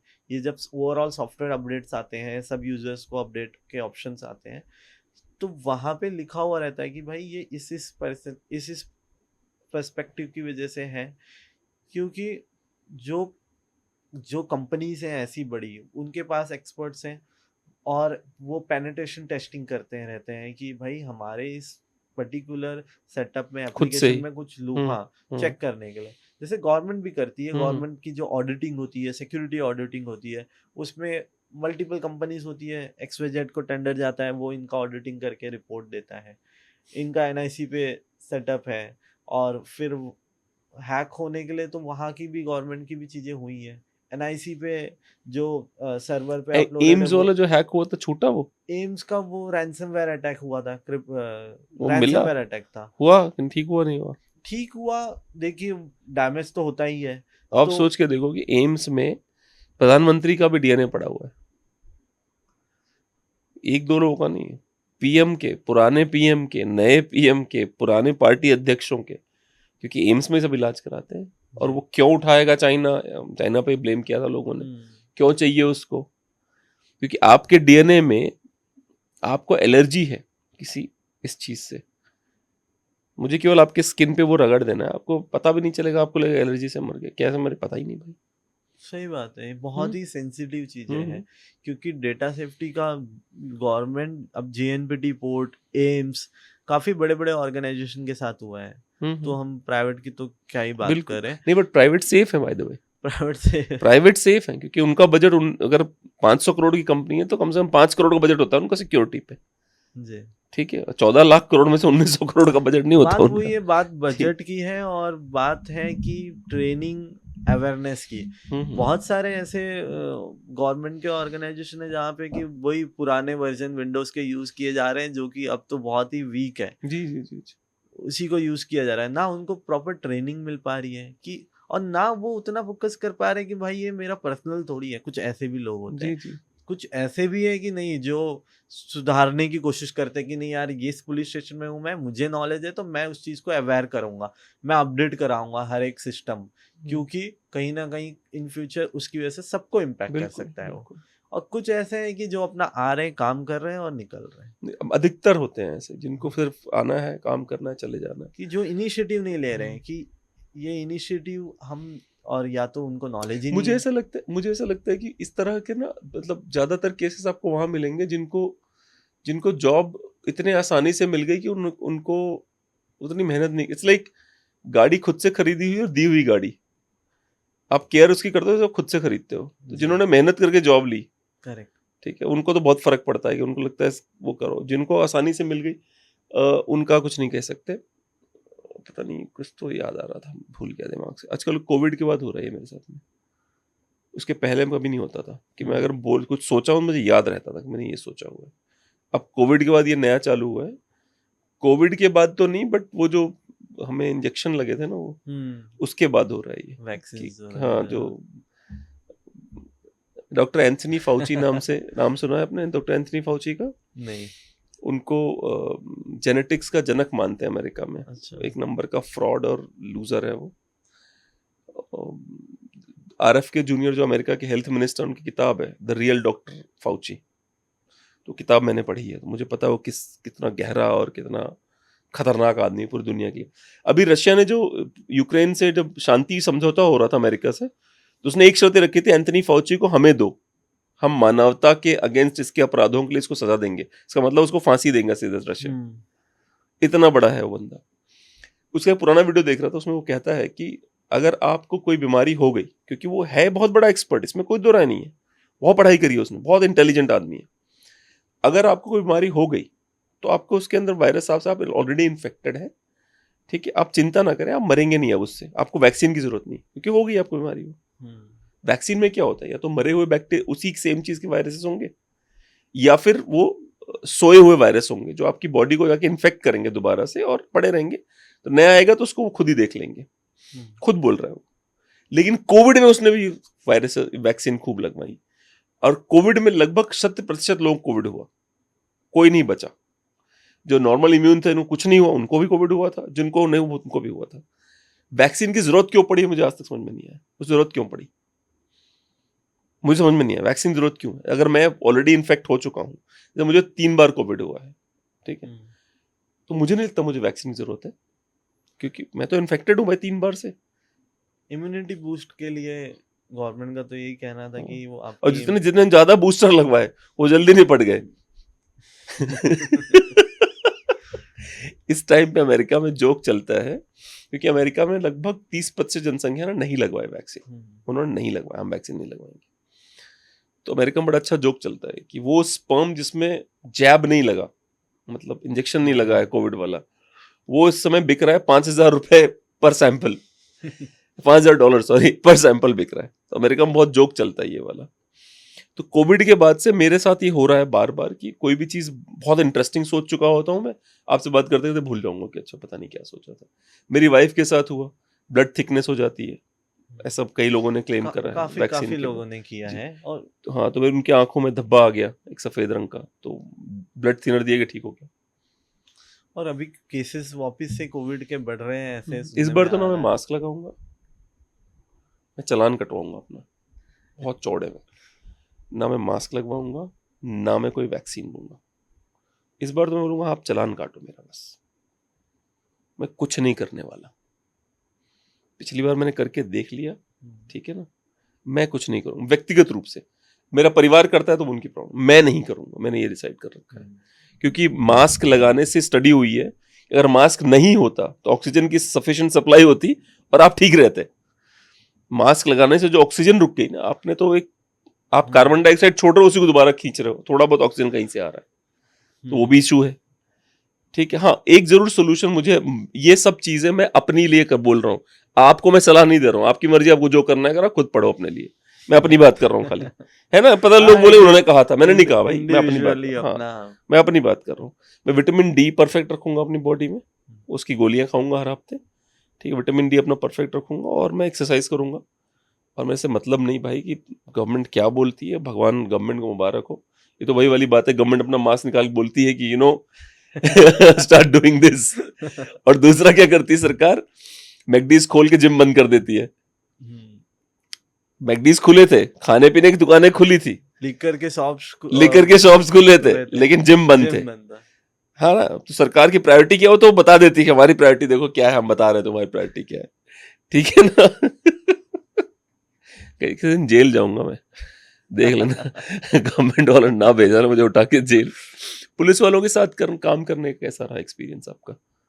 काफ़ी प्रैक्टिकल चीज़ें सीखने मिली, क्योंकि मैं एज ए वॉलंटियर से शुरू किया था काम करना उनके साथ, और बाद में एक practically police law enforcement agency कैसे काम करती है साइबर के केसेस में, या नॉन टेक्निकल केसेस में भी कहीं ना कहीं टेक्निकल चीज़ों का काफ़ी यूज़ होता है। तो वो सब चीज़ें, और काफ़ी ऐसे इन्वेस्टिगेशन में हमने काम किया है जिसमें कुछ ऐसे मैट्रिमोनियल स्कैम्स पकड़े हैं, कॉल सेंटर्स बस्ट किए हैं, और फाइनेंशियल फ्रॉड, साइबर स्टॉकिंग, काफ़ी, और नॉन टेक्निकल क्राइम्स में भी किडनैपिंग से लेके काफ़ी ऐसे केसेस क्रैक किए हैं जिसमें कि टेक्निकल की कॉल एनालाइजिंग करना, टावर डेटा एनालाइज करके कल्प्रिट्स के डिटेल निकालना, फिर एक एक जो नंबर्स मिले हैं उस नंबर का कहीं किसी एप्लीकेशन से कनेक्टेड है, वो नंबर एक्टिव नहीं है, तो उस पर्सन ने कौन से एप्लीकेशन यूज़ किए होंगे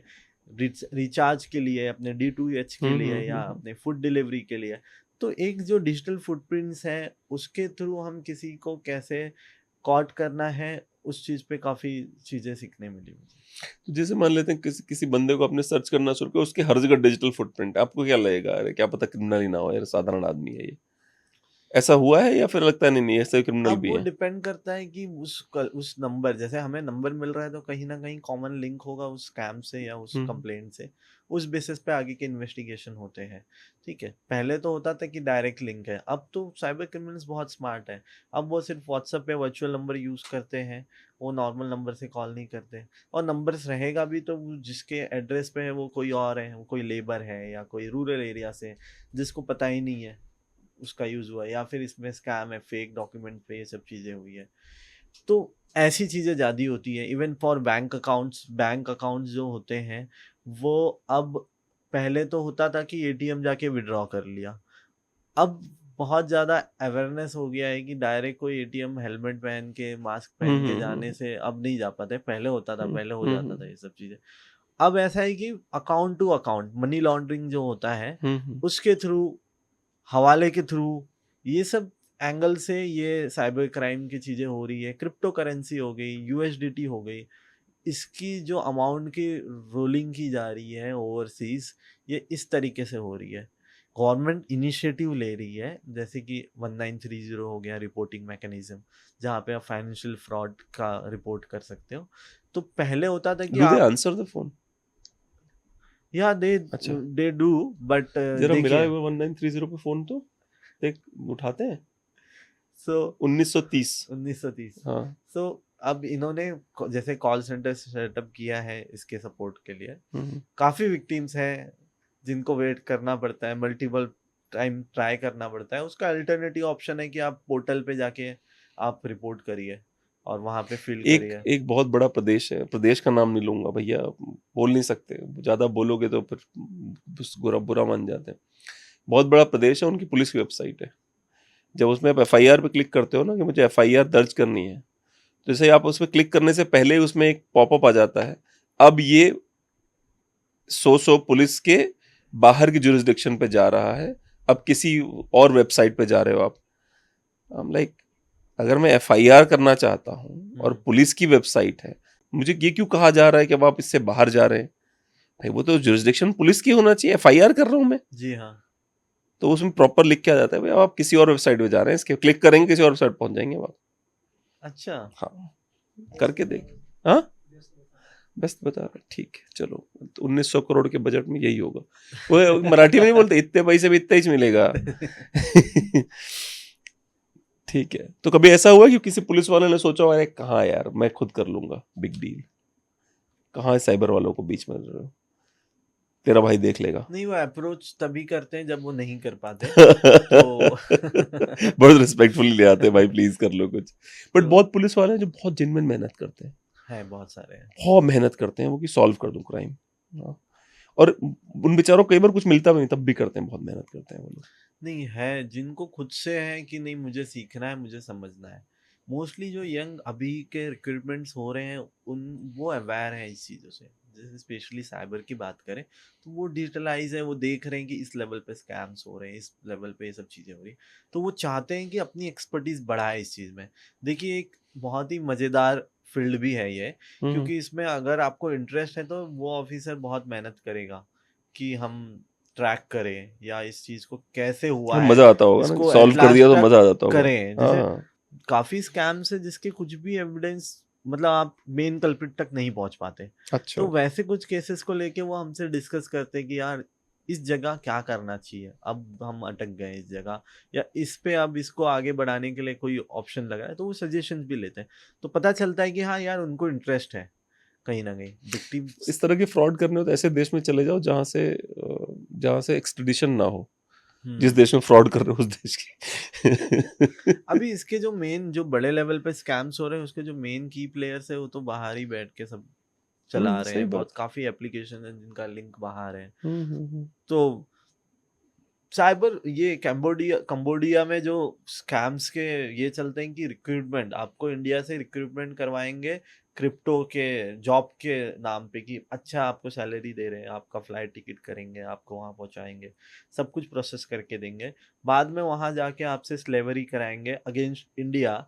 जो आपको जो साइबर किडनैप टाइप क्राइम करके। इसको तो रख लिया वहाँ हाँ पे इन्होंने, और फिर इनको एक जैसे कॉल सेंटर है वैसे स्कैम प्रोसेस का करके टारगेट करेंगे इंडियन लोगों को। भाई साहब, नए नई स्लेवरी है ये, है ना। अच्छा, ये भारत में कौन कौन से, ये अंतिम सवाल है आपके लिए, हमारे देश में कौन कौन से हॉटस्पॉट्स हैं जहाँ सबसे ज्यादा लोग फ्रॉड करते हैं? देखिए जैसे जमतारा का नाम लिया आपने। ये काफी फेमस है। हाँ हाँ। वैसे he is it in Bihar?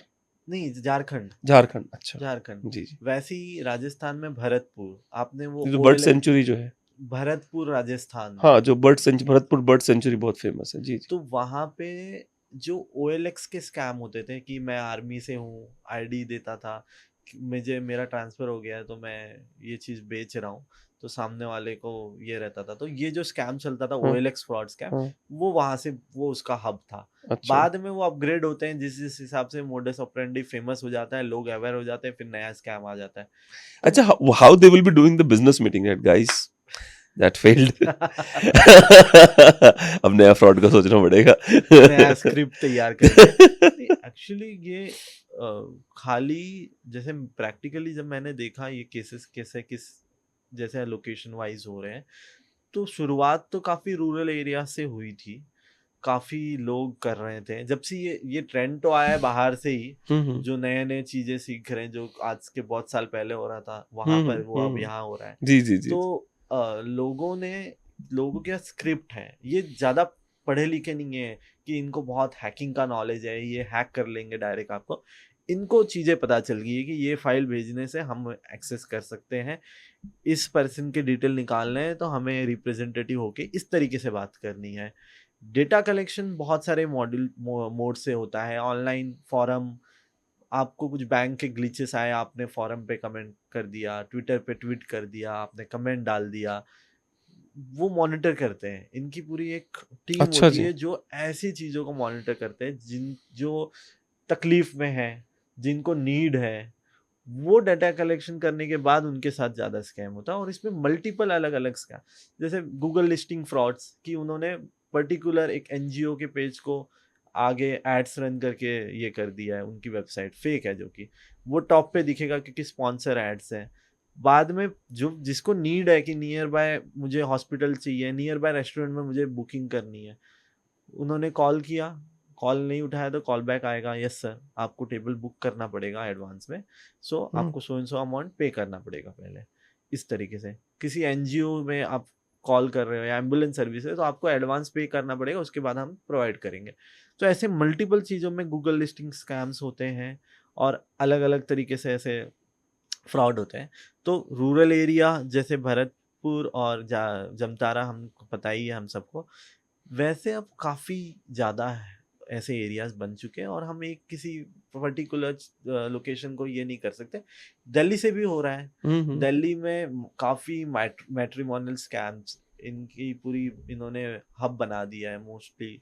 जो कुछ हमने केस किया था जिसमें कुछ नाइजीरियंस और कुछ आइवरी कोस्टा कंट्री से लोग इन्वॉल्व थे, जिसमें कि जो अपनी आइडेंटिटी बताते थे हम यूएस में डॉक्टर हैं, इंजीनियर हैं, और यहाँ के लोगों को जो विडो हैं, जिनकी शादी नहीं हुई है, जो डेटिंग एप्स सोशल मीडिया पे फिल्टर आउट करके उनको टारगेट करना, उनसे इंटरनेट पे दोस्ती करना, दोस्ती करने के बाद उनको कुछ एक्सपेंसिव गिफ्ट भेज रहे हैं ये बोल के, उनसे उनको proper courier trekking website courier ID देना जो उनकी ही बनाई हुई रहती है, और फिर वो उन्हें कस्टम से फ़ोन आता है कि आपको जो भी एक्सपेंसिव गिफ्ट्स हैं वो आपको टैक्स क्लियरेंस के लिए अमाउंट भेजने पड़ेंगे, नहीं तो हम इसके ऊपर नोटिस भेजेंगे, आपके ऊपर लीगल कार्रवाई हो सकती है। तो वो डरा देते हैं और एक्चुअली फेक नोटिस भी भेजते हैं। हमारे केस में तो हुआ पर बॉटम लाइन ये है कि फियर पे, अगर डर पे किसी ने काबू कर लिया है तो फंसेगा नहीं, तब नहीं फंसेगा। जिसको डर ही नहीं है कि भाई तू कर ले जो करना है। डर कहाँ हो जाता है ना कि जहाँ उनके पास हमारी कुछ चीजें हैं, जैसे जैसे काफी स्कैम्स इस चीज में होते हैं कि जहाँ उनके पास हमारी कुछ सेंसिटिव इंफॉर्मेशन है, तो वहां पे वो विक्टिम थोड़ा सा ये हो जाता है कि भाई क्या किया जाए, अब तो मेरी ही गलती थी, मैंने ये इंस्टॉल कर लिया, मैंने ये ओपन कर लिया। गिल्ट हो जाता है, गिल्ट प्लस डर, गिल्ट प्लस फियर हो जाता है, और उस चक्कर में लोग पैसे अपने गवा देते हैं। नहीं, बहुत इंटरेस्टिंग कॉन्वर्सेशन हुई है। तो अगर लोग डर पे थोड़ा सा काबू कर ले तो बेवकूफ बनना बंद हो जाएंगे और ये भूल जाएं कि आप लकी हैं। ठीक है, हम भगवान के प्रिय बच्चे नहीं हैं। अगर हम होते तो किसी अमीर के यहाँ पैदा होते। हम भगवान के 4th, 5th, 6th लेवल के बच्चे हैं, इसलिए उन्होंने हमें गरीब के यहाँ पैदा किया हुआ है।